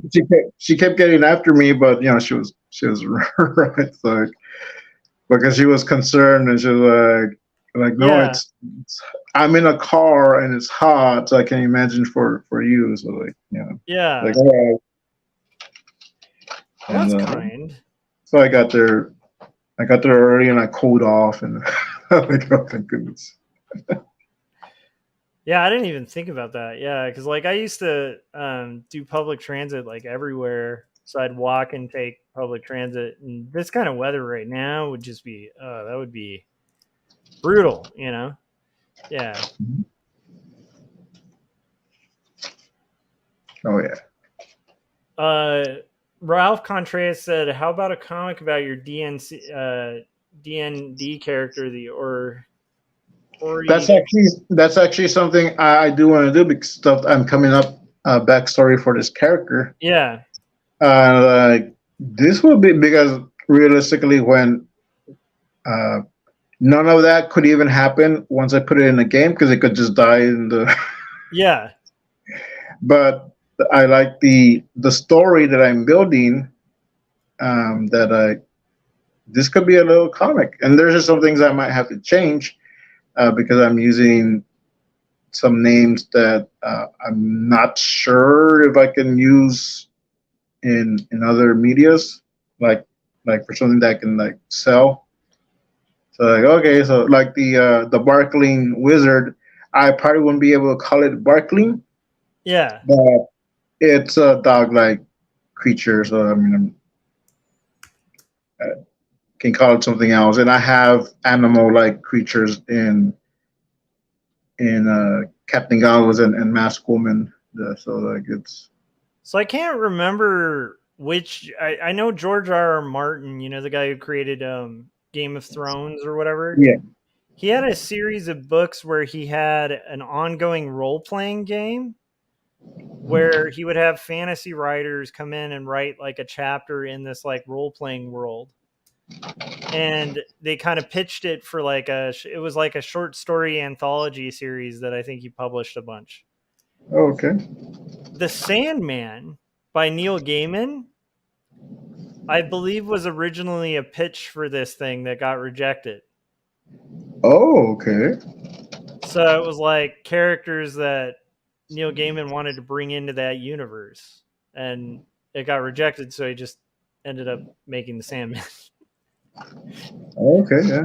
which is so. Anyhow, like my point being, you know, yeah. I mean, like role playing could actually be, it's not necessarily a bad way to create characters. I think Damon did it, so I feel like if Yeah. he did it, I don't see why you couldn't. If Mhm. Martin's doing it, if George R. Martin's doing it, I don't see why it's why that would be not a feasible way to like make characters and stuff like that. Oh yeah. And I actually with Captain Gallows and Masked Woman to kind of build the world that Anna and I discuss. Maybe doing like a role play scenario of like, okay, what would this role be like? And Yeah. so that's kind of what I want to do a little Captain Gallows and Masked Woman RPG zine, and kind of like develop while you're playing, you're developing the world, so each person will be kind of adding on to their version of that world. But stuff that I do, and Yeah. I can like, well, I like this, I like how I did this, and I can put this in the comics. So I love it. it's just trying to figure out, because I'm sure there'll be more than one. Yeah. But which one to start with and how to do it. To do it as you're playing as Captain Goggles and Masked Woman, and some of those people don't like to like a straight storyline or in a role playing game, because you kind of want to do different things, or having them be NPCs and having like a list of possible missions, and you just gotta roll which one, and so that way each time you play it, you're doing something different. So coming up with adventure hooks. Yeah. But that still kind of fit into each other. So yeah, I've been looking at a lot of pocket games and pamphlet games, and so I saw something like that, like, oh, this is really cool, and now some of those came out of people's own campaigns. So that's awesome. Okay, I think that's what I can do with Captain Goggles and Masked Woman, because I was thinking about like, I'm gonna have to create a whole new system. I mean, like, well, no, it doesn't have to be a huge system. It just can be a little simple zine. Yeah. Choices. I like it. Well, cool. So give me 2 seconds. We're at about the 2 hour mark, and I finished a panel. So I'm gonna put on a trailer, and then we'll get back to the stream. You guys, if you're just tuning in, this is Frank Salazar of Salazar Art Nation joining us at Joshua Kemble's live stream, episode 313, where we're working on comics and shooting the breeze and working on role-playing stuff. And we'll be right back. So here is the trailer for let's, you know what, we played this once, but I'm just not quite tired of this one yet, because it's the newest Jim Lujan trailer. So let's play Kids Say Kemble by Jim Lujan, and then we'll be right back. The Georgia kids say the craziest thing. So, little Susie, do you have any brothers or sisters? I understand you're in third grade. How do you like that? Do you like your teacher? You like to do a lot of fun things at school? You got any hobbies, Susie? Any things you like to do when you're not in school? I hear you like to read. Well, right now I'm reading 2 stories written and illustrated by Joshua Kemble. It grapples with faith and mental illness. It's ultimately a story about redemption. It's a savage piece of writing. Also, I just finished up Jacob's Apartment, another one by Kemble. Jacob's Apartment weaves together elements of spiritualism and relationship dynamics, as well as atheism, and all the while it deals with abandonment and loyalty. It's a fierce, fierce read. Do you like ponies?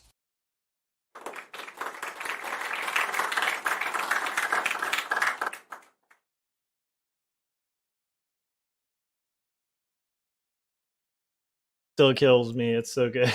It was neat. Like, Jim sent that to me like a couple days ago, like late at night, and I was like, oh my gosh. And it was like a really bad day too when he sent it to me, and I was like, oh my gosh, he just made my day. Like it was kind of cool. Yeah. Did he do all the voices? I think he did, and I love the announcer voice. I'm gonna have to ask him, but I'm guessing that he did all the voices for it. So Yeah. that voice like this is like kind of amazing. I can't even do it where it's like, hey there, Sally, that kind of thing. Like, I don't know. Very like Does he wonderful. use an audio mixer? Because I know the little girl voice was deeper, so like I wonder how he did that. Yeah, I'm sure it was like a voice changer or something. I have like a voice mod thing that like Scott and Corey told me about. The problem with it is it has like little sound drops and stuff. And I was using it on a few streams, but the problem is like for some reason it screws up the audio settings quite a bit. Okay. So it's like kind of like you're rolling dice every time. Just to stick to the theme of Roll for Tarako, every time you start a stream, who knows whether your audio is going to work or not. So I was like, maybe on specific streams I'll continue to use it, but till right now it's like I don't have that capability. Although it was fun, there were a few times where I'd like use like a straight up like demon voice or something like crazy just to do goofy stuff on stream. So who knows, maybe that'll come back. Oh, okay, cool. How are the Sunday streams going? I haven't been watching those, but like Artcasters on Sundays has been working out okay. Yeah, we get like a decent turnout, and I think it works better for Corey's current schedule because Corey's wife is like an actress, and so she occasionally will get on a play, and it's like I think this particular play that she's doing this season is like pretty far away, so she has a long drive, and so Corey's like watching the kids a lot. So it's like to make that work with his schedule, he's like it's just better for us to do it earlier in the day, and it's like if it's earlier in the day, it's got to be on a weekend for me. Yeah, because the kids up quite often. So. Okay. But it was fun. It's been fun taking Ben to school. Ralph said, like the new trailer, the kid's voice, face green, smiling. Nice. I still need to do one for you, but like I kind of want to do like Jim, where like I should animate it, like. But I remember like, well, last time I animated something, it took me a few months. Yeah, it takes a long time. I don't want you to spend months on it, dude. That'd be crazy. Part of, like I'm cleaning up the apartment. There's gonna be an inspection soon. I'm hoping it's gonna be in November, so I have time. But you never know with these inspections. So part of it, so I can actually clean up the living room a little bit more and set up the camera and actually film something that looks decent. Yeah, that'd be cool. Yeah, so yeah.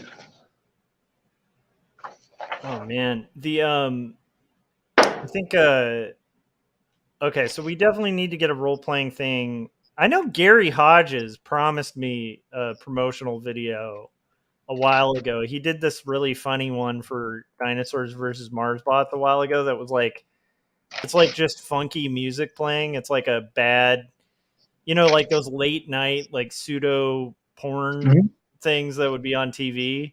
It's like that, but like with just a shot like of his book by the fireplace and him rubbing the cover of it with like this wow. And it was the best. And he said he was going to do one of my books, and that was over a year ago. So I don't know what's going on, Gary, with that, but I want my spicy video, Gary. Yeah, I remember because you talked about it on a stream, and you're like, Frank, look for the video. I was like, I don't know what it is. I kept finding a bunch of weird stuff.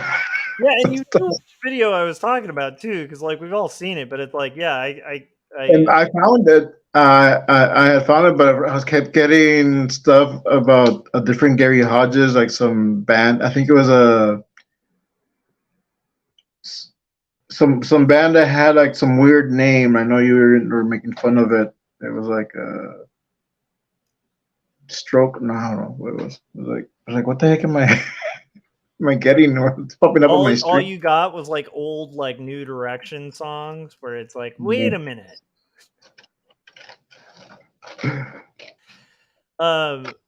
Yeah, I don't know, man. Like, there's a couple things I want to do. I think it would be fun to make some Kremlin t-shirts too. Oh, that'd be You know? cool. Yeah, just like inside joke stuff, you know, that might be kind of fun. Yeah. I think it might be fun to have like some merch, or maybe like Artcasters merch might be fun too to make. Yeah, that would be good because there's nothing Artcasters. Yeah, and I feel like, you know, I don't know, if we made a mug that said Fartcasters, you know. Well, that was the because I think it was Chris's on history. One of the comics he did was the Artcasters of different worlds. Oh yeah, that was amazing. So I was thinking like, oh, I want to do one, and it's gonna be very lowbrow. I was like, and I'm gonna call it the Fartcasters, and and I think I even mentioned it in the chats, but like I never did it. I was like, so there's like, oh man, there's stuff I want to do like short stuff like that, so I can. But a lot of stuff is gonna be like very very niche. Like I don't even know who will promote that to. Yeah, that's true. Yeah. With our little niche audience, it'd be like a niche within that niche. Yeah. Yeah. Oh man. I can't wait to the author that I'm working with, you might have actually read, Frank. So I'm kind of like, I can't wait to be able to announce it at some point because I feel like you might actually know who he is, which is kind of interesting. Oh, okay. So I'm pretty excited about the script that we're kind of putting together. Oh. But it's like I'm really bad at like trying to keep things under wraps and secret and stuff. I'm really bad at that. I mean, don't get me wrong. Like I've had to sign NDAs before and stuff. And like, you know, there's definitely stuff at my old day job that, you know, I'd work on that I wouldn't be able to talk about, you know, like a big movie or something like that. You're like, oh, I wish I could share that I'm working on this thing, but you can't. So I'm okay with that. But still, it's like, I just hate not being able to share that kind of stuff. Yeah. I don't know. So I'm hoping I'll be able to get that, you know, screenplay revised real quick, and then like we can start getting the pitch built for it, you know. Oh, cool. But it's just, yeah, it's one of those things of time. Time is a beast. I want to make sure we don't overlap with Christopher's stream. So, you know, Frank, I tend to lose track of time, especially when you and I are talking. Mm-hmm. So as we get closer to 11, let me know so we can kind of duck out and we'll drag everybody over to Christopher's stream. We'll bomb his stream. Yeah. And on my end, it's 12. So that'd be like 1, I guess. Yeah. Is that the time difference? So you're 2 hours? I think so. It's 12 o'clock right now for you? Yeah, it's 12:08 a.m. Okay. Oh, p.m. 9 a.m. p.m. Nice. How are things in Texas, man? Anything particularly Texan happening lately? Let's see. Nothing new. It's regular stuff. So weirdly enough, I have this memory from when I was a kid and I lived there where people would rock bolo ties, I think they're called. Yeah. Like that was like a thing. Like just a very like common thing at the time. Okay. Is that still a thing? In some areas, like I've seen some people with bolo ties, but it's very like rare. Okay, But it's like more niche and rare. there is a Western store, and when it was bigger, because there used to be a like a Western style club. Okay. So that was I think when I was like in like high school. Uh, so like there'd be people with like cowboy hats and bolo ties and boots, and so that was like a little bit more prominent because they would be going to the clubs and stuff. But Okay. there's some people that wear cowboy hats. I mean, I have mine, and there's a, a guy that's been wearing one to church, a tall white guy, so he really stands out. And so, but it's not like all over. It's just Yeah, yeah. One thing I will say, like, yeah, I mean, yeah, like everyone when I lived there, like everyone I knew, including myself, had like a pair of cowboy boots and a hat. Just because, like, even if you didn't wear it every day, it's like there was always something where you'd yeah. need it. You know, there was always some event or something. Oh yeah, and I have boots, I have a cowboy hat, and I have a buckskin jacket. Nice, So I've worn nice. that to special events. I was starting to wear that more often, but it gets hot wearing that. I have to walk. Yeah. Although the hat seems like honestly like with the weather lately, man, like I would probably be wearing a cowboy hat. Like like with the way the weather's been. It's been so hot. I'm like I could rock like a big, you know, still Stetson or whatever, you know, cuz it's like I mean, holy crap, it gets so hot. Those are pretty nice hats for like the brim to like block the sunlight and stuff. Yeah. Landon said, "But are you a real cowboy, Frank? Don't Well, question Frank's cowboy status." I'm in Texas, so I don't Yeah. I was gonna say, know. like, Landon, you never know, man. Frank might like bust out the 6 gun and challenge you to a duel, you know? I I have some dice that are bullet shaped. They're D6s. See? Bullet dice, guys. Look out.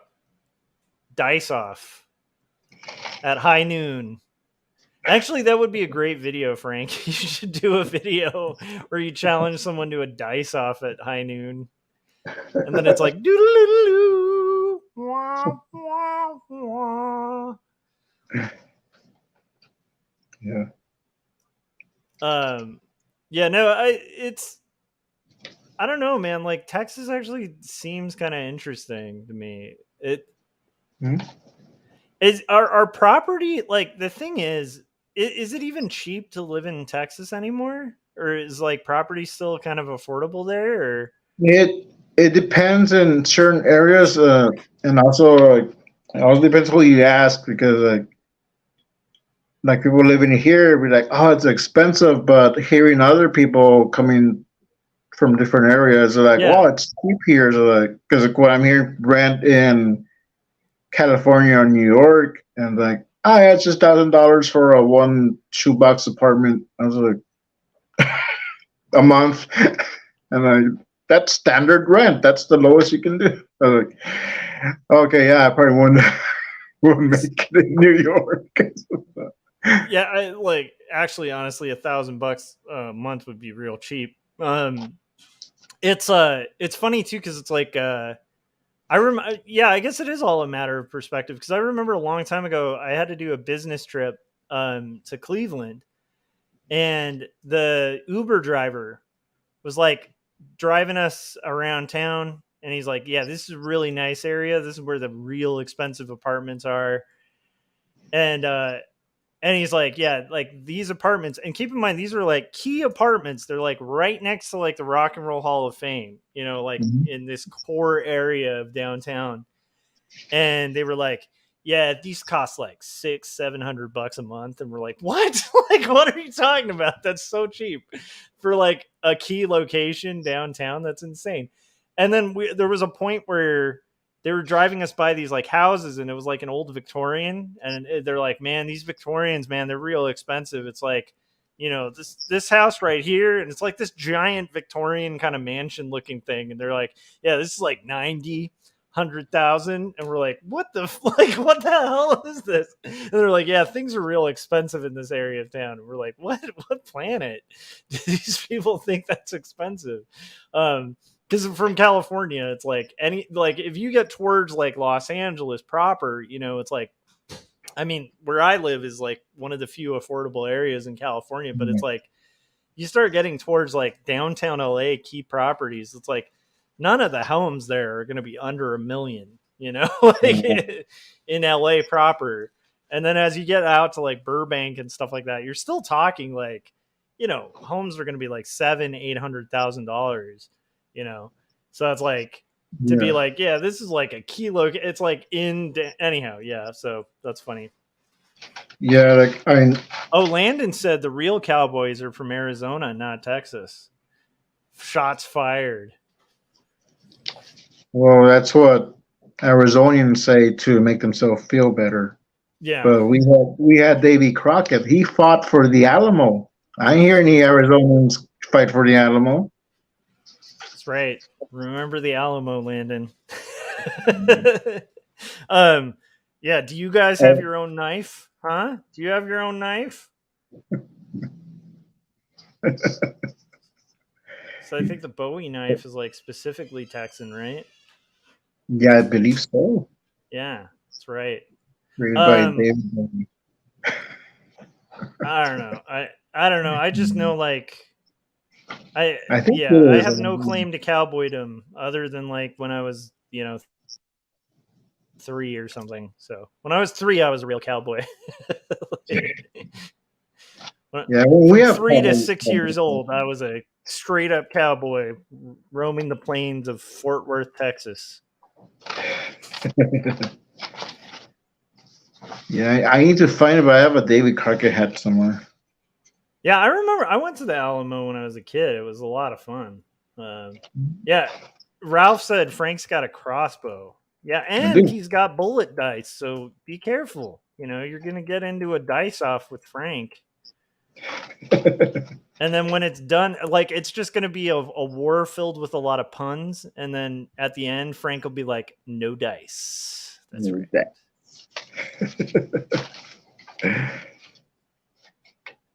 But yeah, yeah, I'm trying to think, like, if I were to ever live in a different state, I've thought about this. Like, I wonder if I'd want to live in a different state. I've definitely thought about this more often recently because California is very expensive. Yeah, I have heard that here, like, it's actually easier to build property, like build a home. Well, you got like, I mean, Texas has so much land, you know, it's like such a big state. I mean, it's a huge state, you know. Yeah, was it the like the minimum wage is lower, but I mean, you do get there are stuff that's a lot more affordable. So like, I guess it's a trade-off. Yeah. Yeah, I guess that's the weird part. Yeah, like because I have friends who like work in San Francisco, right?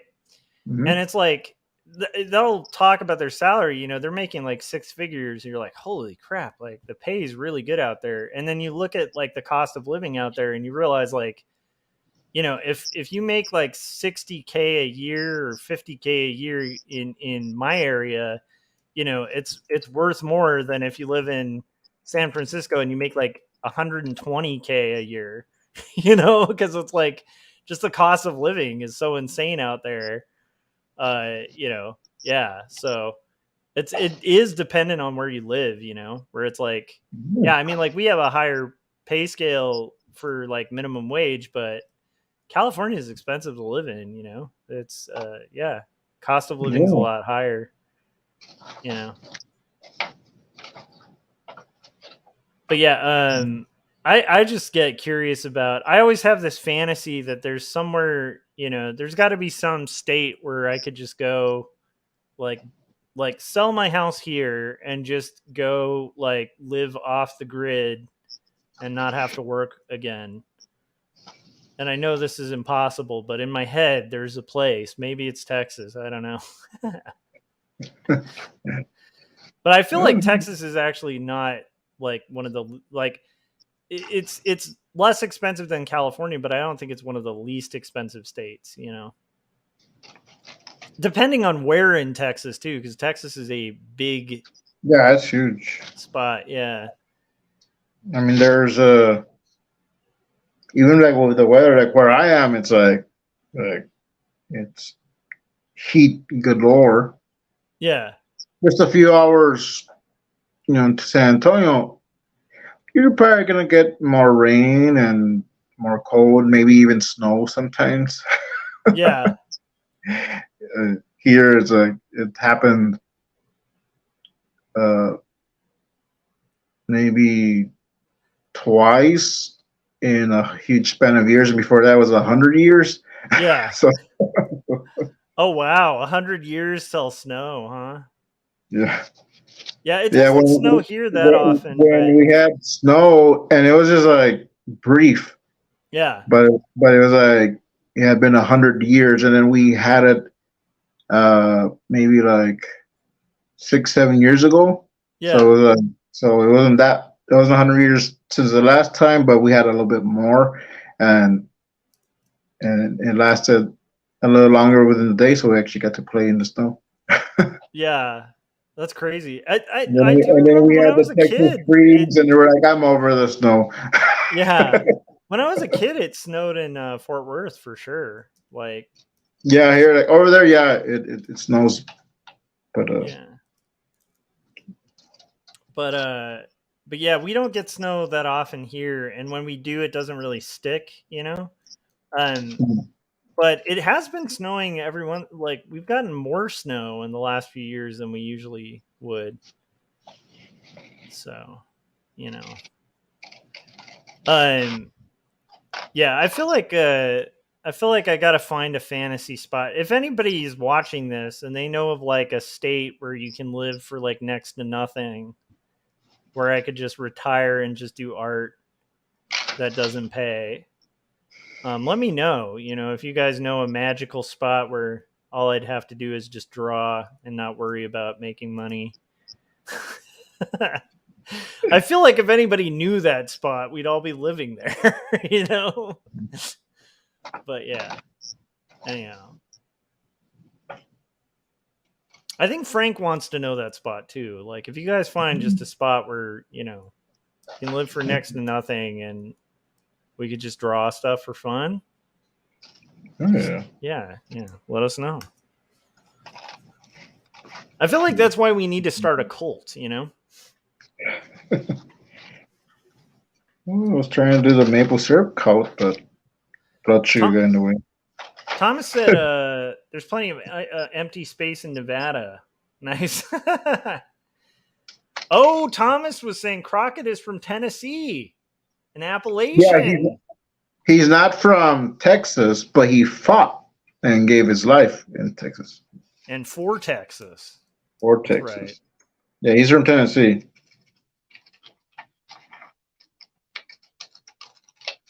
I don't know. All I know is we have a bunch of actors, okay?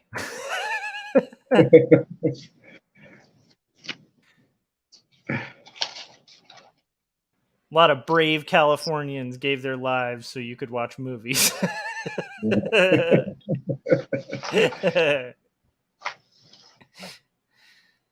was booming back then. I'm gonna go be a movie star. Yeah. You know what I just watched recently that I had forgotten about? Do you remember Bowfinger? Oh yeah.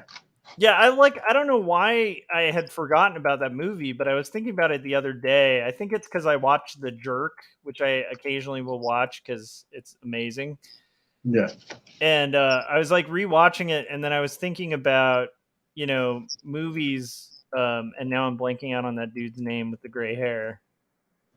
Steve Martin? Steve Martin, yeah. I was remembering Steve Martin's stand-up and then his movies and stuff, and I had forgotten about Bowfinger, and I was like, that was a great movie. So I rewatched it recently, and I was like, that was a really fun movie.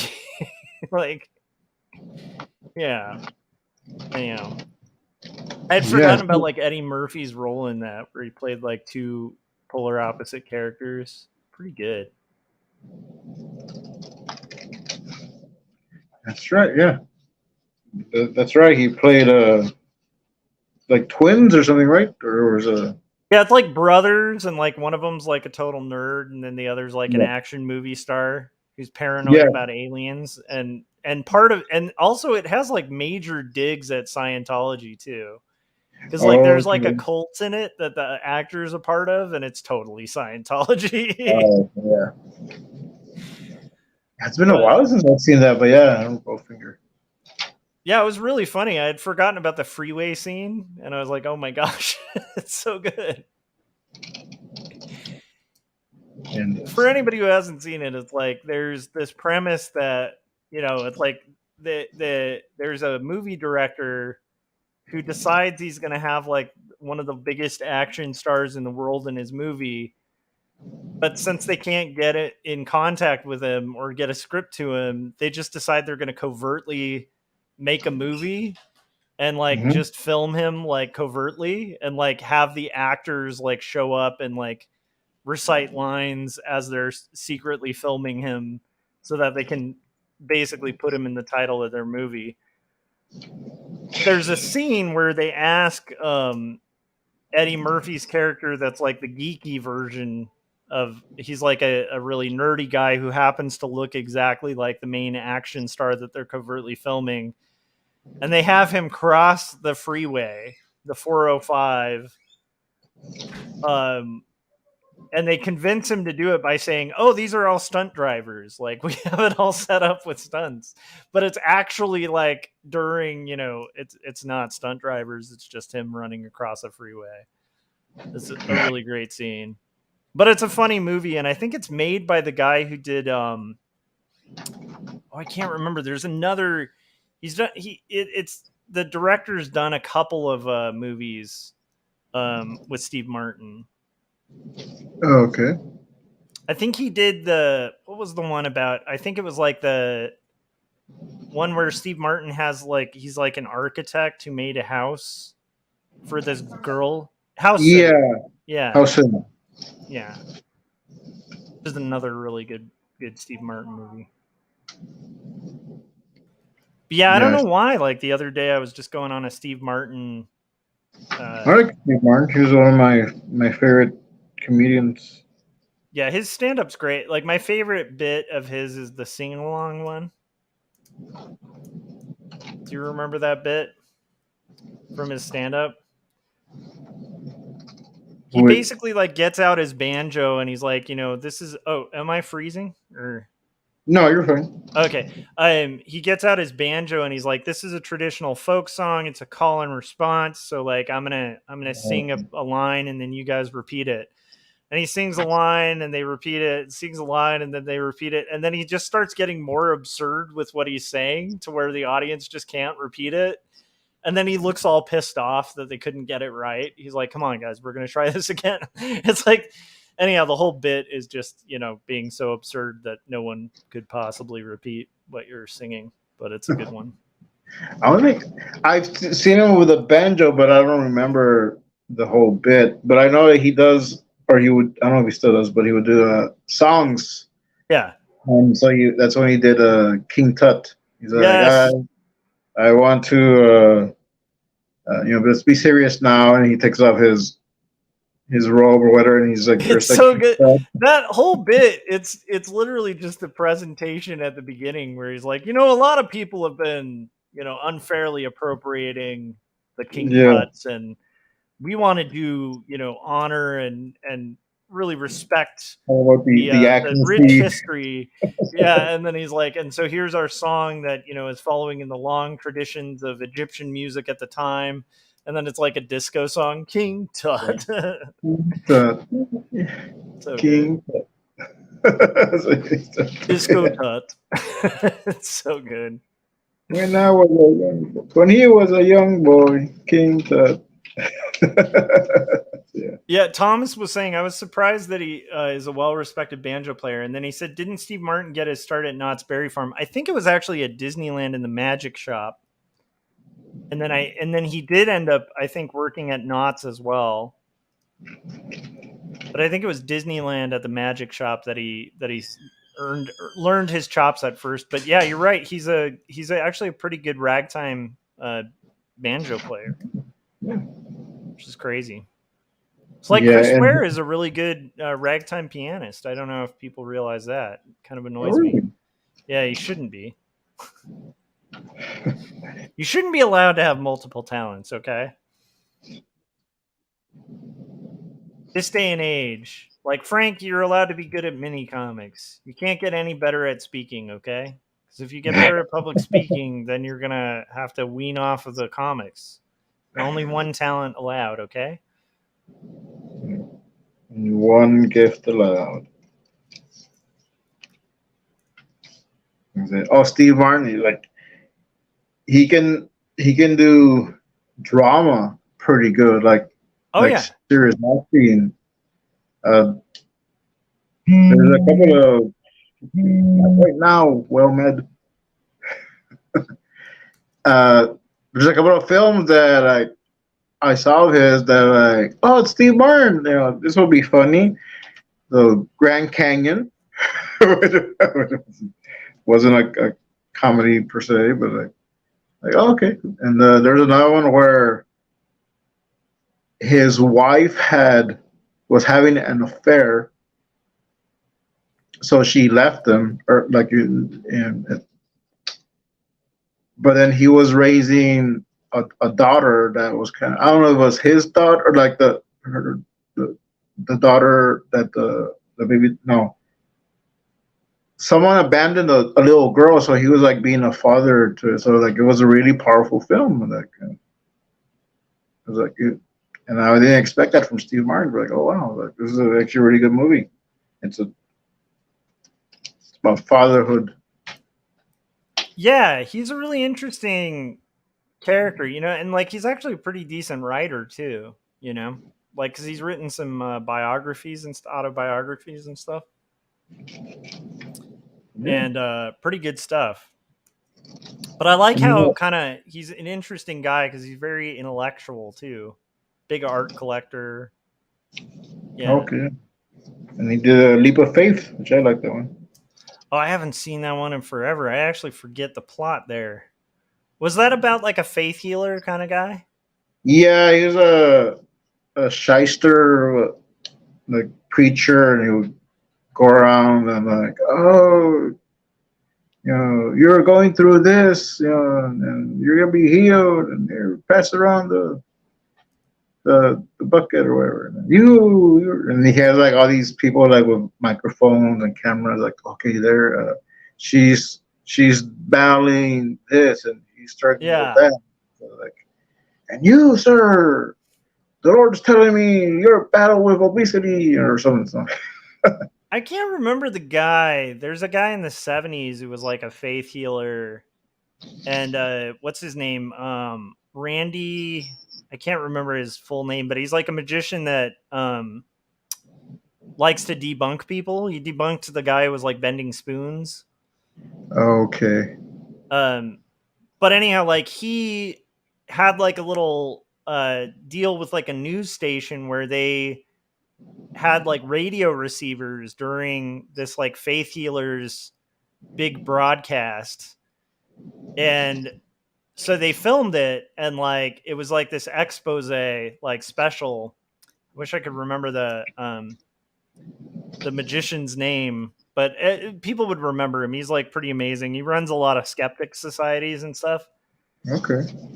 But anyhow, so they exposed him, and that's literally what they had was like you'd see the faith healing, but then like they had the audio.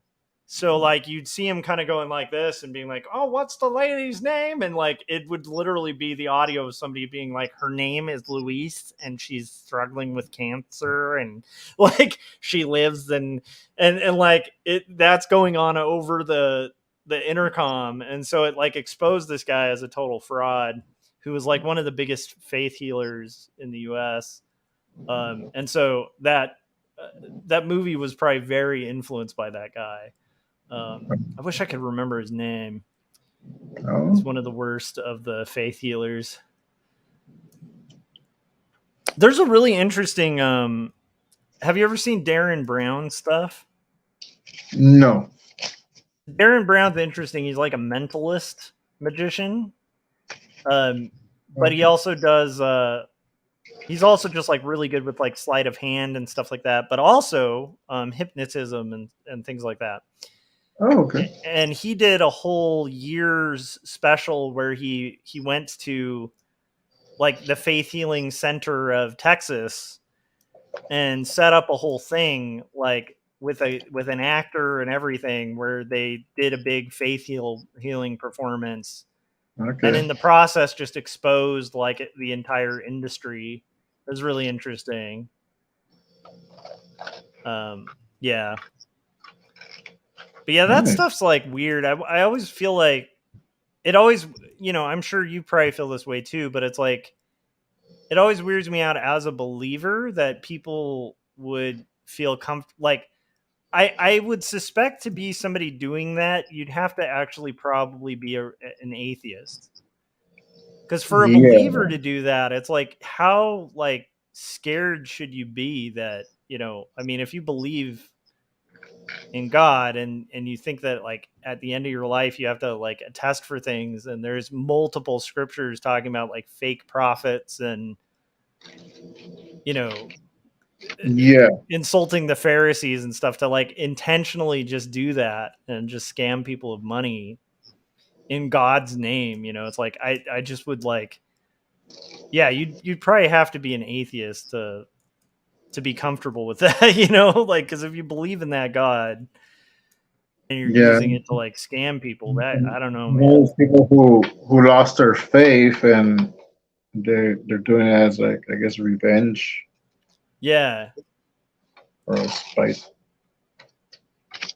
Well, I would definitely. That's it. That's the magician, James Randi. Yeah. James Randi. Okay. Yeah.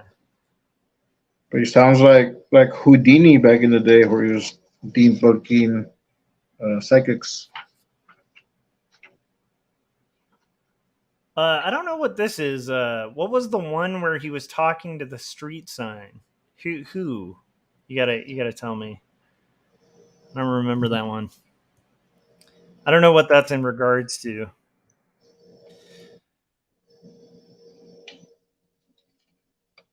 Faith healer or a debunker? Yeah. Thomas was saying he debunked Uri Geller, but he was also a big part of debunking. If I looked up, let's see here. I'll look up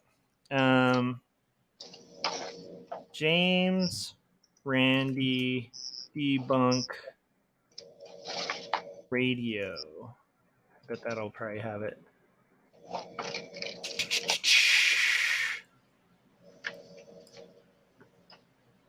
Yeah, because The Amazing Randi, that's it. The Amazing Randi. Let's see here. Skeptic. Okay.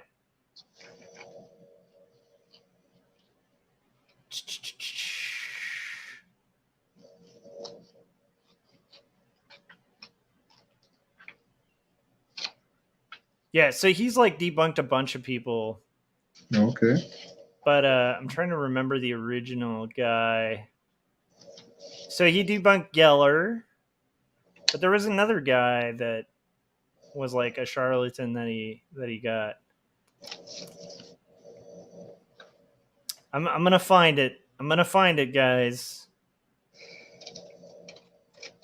Yeah, I don't know. It wasn't any of the TBN people? Well, there was like a big okay, well, let's see here. Faith Healer recorded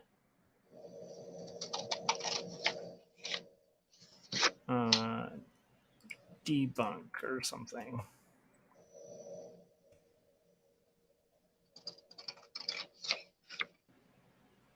Oh, okay. That guy's name was Popov. The one that James Randi got recordings of. Okay. He's like a big guy. Anyhow, whatever. Yeah. It's like that weird kind of... Oh, Landon said the Steve Martin movie. Is there a Steve Martin movie where he's talking to a street sign? Is he talking about The Jerk? That's what I'm thinking, The Jerk. Yeah, I think that is the jerk because I feel like he does talk to the street sign. Yeah, because his bit there, he's a country bumpkin, so he's like doesn't know the big city ways. Yeah, Because I think it's even in wasn't the cover? Wasn't there like a street sign on the cover? yeah. I I just know can't like remember because the street sign ends up being like a sign for him or something. Yeah, I just watched that recently too. I can't remember what it was about the street sign, but my favorite ongoing bit in that is where he gets all excited about being in the phone book.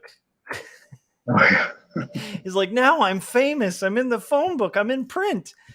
But then it's like, it pans to like this guy just thumbing through the phone book who's got like a gun and he's like, who are we going to kill? He like randomly lands on his name in the phone book. He's like, basically starts getting stalked by a guy because he's in the phone book. That's a funny bit. The phone book killer. Just the ongoing bit with that guy is really funny.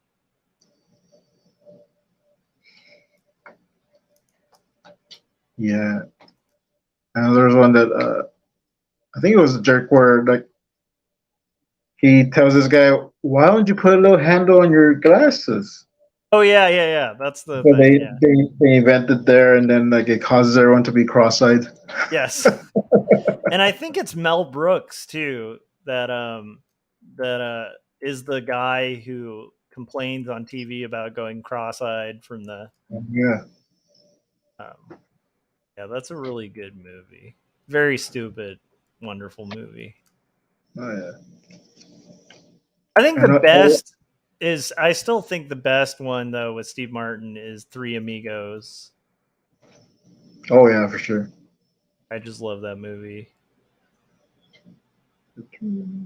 Would you say that I have a plethora of piñatas? In Toastmasters, because they'll do the word of the day. And in one of the meetings, I was someone said use the word plethora. That's the word of the day, and I kept like holding back. I don't want to. You wanted to be like, and what is a plethora? Why would you say it's a plethora if you don't know what that is? So like, I'm gonna be serious. That is hilarious. I kept having that scene in my head. That's awesome. Ralph said he hates these cans. Yeah, that's one of the funniest bits too, is he thinks he's just it's like there's bullet holes hitting the cans at the gas station, and the whole time Steve Martin thinks the guy just is trying to kill the cans. He's like, he hates these cans. He's like trying to hide the cans when the guy's really just trying to kill him. It's such a good bit. Yeah. That's a pretty classic one. Oh, Jeff Lafferty is going to stream tonight on Gibbons' channel. Nice. That'll be good. And that's where Landon is the mod. Nice. Yeah, Landon is a good mod there too. Yeah. I think I pissed off Jeff and Gib. Well, I hadn't been, because I think I caught one stream once. Yeah. And I hadn't kept up because I had been mostly on Roll for Taraco. Yeah. And that one I kind of tried to keep separate from the art stuff. Yeah. But since I've been spending more time on it, I wasn't getting the notifications. Like, okay, I'm going to have to go subscribe to Scott and Josh and I don't think I'm subscribed to Corey because I don't think it might be. I have to double check. But I wasn't subscribed to Jeff or Gib. Then I went to go subscribe. And so recently I subscribed on Gibbs, and I told Jeff because he had reached out to me because he hadn't seen me. And I told him like, I've just been doing stuff over here. And like, yeah, we've been on Gibbs' channel. Like, I'll go subscribe. Like, because I think I saw notices. So I'll go subscribe to Gib on that account so I could. And so they were talking about it the other day. Then I caught it yesterday. Caught the replay. Or like, yeah, I was talking to Frank, and he's not subscribed to you. And I was like, I'm subscribed. It was just that channel. So like, so yeah. It's like, okay, I better make an effort to be there. Well, that's good. I've been subscribed to Gib for a while, but I guess I pissed him off a couple days ago. So yeah, they got mad. Oh, okay. Yeah, I haven't checked, so I don't know. Yeah, hopefully things are cool. Who knows? But yeah, I don't care. Yeah. It tends to be a thing. We always tick someone off, whether we mean to or not. Yeah, I didn't. Well, usually I don't tend to end up knee deep in the drama, but I guess that some people got really mad when I went through the Trump indictment. Oh, okay. Yeah. So, yeah. I saw and I was going to ask you about that one of the times that you were streaming, because like I went and saw the thumbnail. I was like, oh, you was reading the Trump indictment. I was going to ask you about it on the stream. I was like, I don't want to bring up, because I think it was a chill, like a regular chill stream. Like, okay, I won't. Yeah. Today's is a pretty mellow one. Yeah. So, Ralph said causing spice. I was like, okay, yeah. Yeah, my spicy stream definitely led to some spice for sure. There was a long, angry response. But I don't know. To me, this is my own thing. Frank, maybe you agree with this or disagree, but I feel like if you come at somebody swinging, you shouldn't be pissed that they punch back. That's to me, that's just like an old school thing, Like if I did like I don't know, if Frank was doing a post on Roll for Tarako or something, and I went into his chat room and just started talking a bunch of crap, like I shouldn't be surprised if Frank responds. That's all. That's my take. But that's I don't know. Again, I should probably be more Christian about it and just like turn the other cheek or whatever. But I've never been really good at the turning the other cheek thing. It's something I work on. I don't know, Frank, if you've got that down, but that's something I got to get better at. No, it's hard. Yeah, because I got a bit of a temper, especially when somebody comes at me. If you come at me, don't be surprised if I come back. Was it a random? I'm imperfect, right? I probably shouldn't, but sorry, what? Was it a random YouTube person, like a commenter, or? No, it. It was Gib. He got pissed at me. Oh, okay. Yeah, and he said like something to the effect of me being like some entitled rich kid, and so I responded. I haven't seen that, so yeah. Yeah, it was drama. You don't have to agree with it. I don't want you in the middle of it because I know you're friends with all of us, and I don't want you to have to pick because you shouldn't. But yeah, so it was interesting because it's like I just kind of responded by saying like that, like it's not true. I grew up pretty, in a pretty rough neighborhood and stuff like that, and like, yeah, just like, might have told them to go F themselves.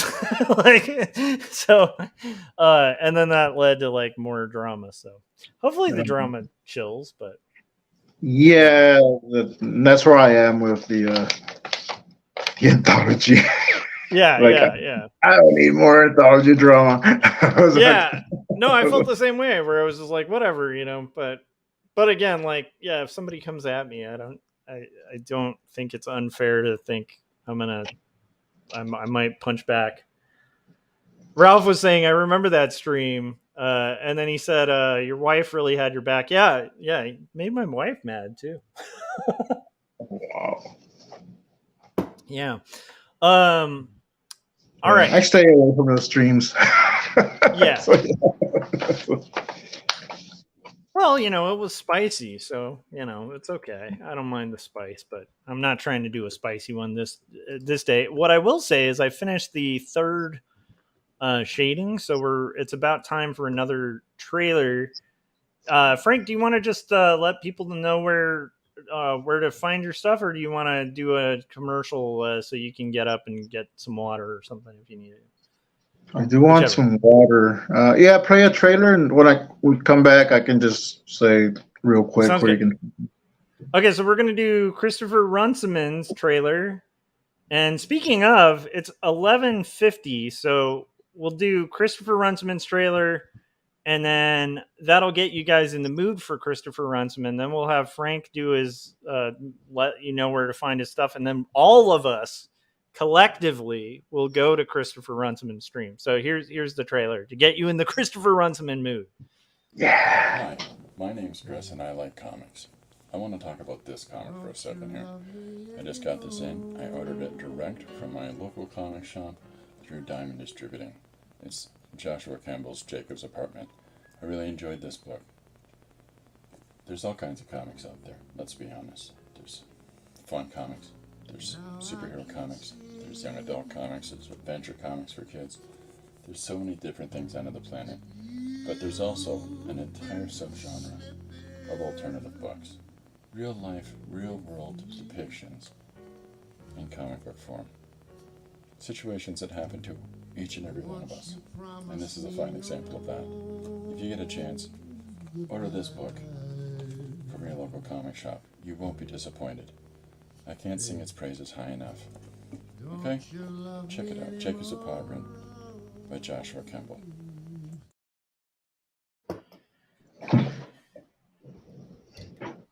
All right, ladies and gentlemen, we have Frank Salazar back. There's 5 people watching right now. We're about to end the stream. Before we end it, if you guys haven't yet, hit that like button. What are you doing? Okay, I was hoping to get all the shading done by 11, but it's not going to happen. So what I'm going to be doing is working on shading while watching Christopher Runciman stream, which we're going to be ending the stream in about like five minutes or so. So here is Frank letting you guys know where to follow his stuff. We started the stream talking about, like role playing and interesting things that Frank is building for that. Where can people watch your journey with that? Well, you can head on over to Roll for Tarocco and subscribe. And I've been posting videos on games that I'm finding interesting. So I'll do little reviews, but I also make stuff there. I made a stat block, and I'm going to be editing the video where I draw this guy. So that will be up soon. Wait, show that again. Boom. Yes. Yes. Okay. So, and that's going to be up on a video soon, so you can go check that out. And for my regular art comic stuff, I'm going to be doing more stuff there. You can find me on Salazar Art Nation, and just check those out. Awesome. And I'm planning on streaming off and on all day. So I'm going to be probably just watching Christopher Runciman stream, but I'll be live streaming again today. So make sure you guys are subscribed and you've hit that bell so you get notifications when we're about to go live. Frank, appreciate you coming on. It's always fun to catch up with you, man. And I'm looking forward to the comic, particularly the one about the food truck. Sounds really cool. So we'll have to kind of make sure you guys are following Frank so you can check that out as well at Salazar Art Nation as well. And Tarocco Creative Cast. Make sure you're following that too. All right, guys. Anything else, Frank, or are we good to wrap and go stalk Christopher Runciman? I think we're good to go. All right, awesome. So everybody who's watching this right now, at 11 o'clock, right now it's, at least on my time, it's 10:53. So what I'm going to ask is that all 5 people watching right now type in Christopher Runciman on YouTube, right? And let's go support Christopher and his one-page comics. And if you want, you can tell him you were sent from the Kremlin. It's an invasion of the Kremlin into Christopher Runciman's stream. So yeah. All right. Thanks again, Frank, for being on, and always fun to catch up. And we will see you guys on the next stream. Bye. Bye. See you in Christopher Runciman's chats.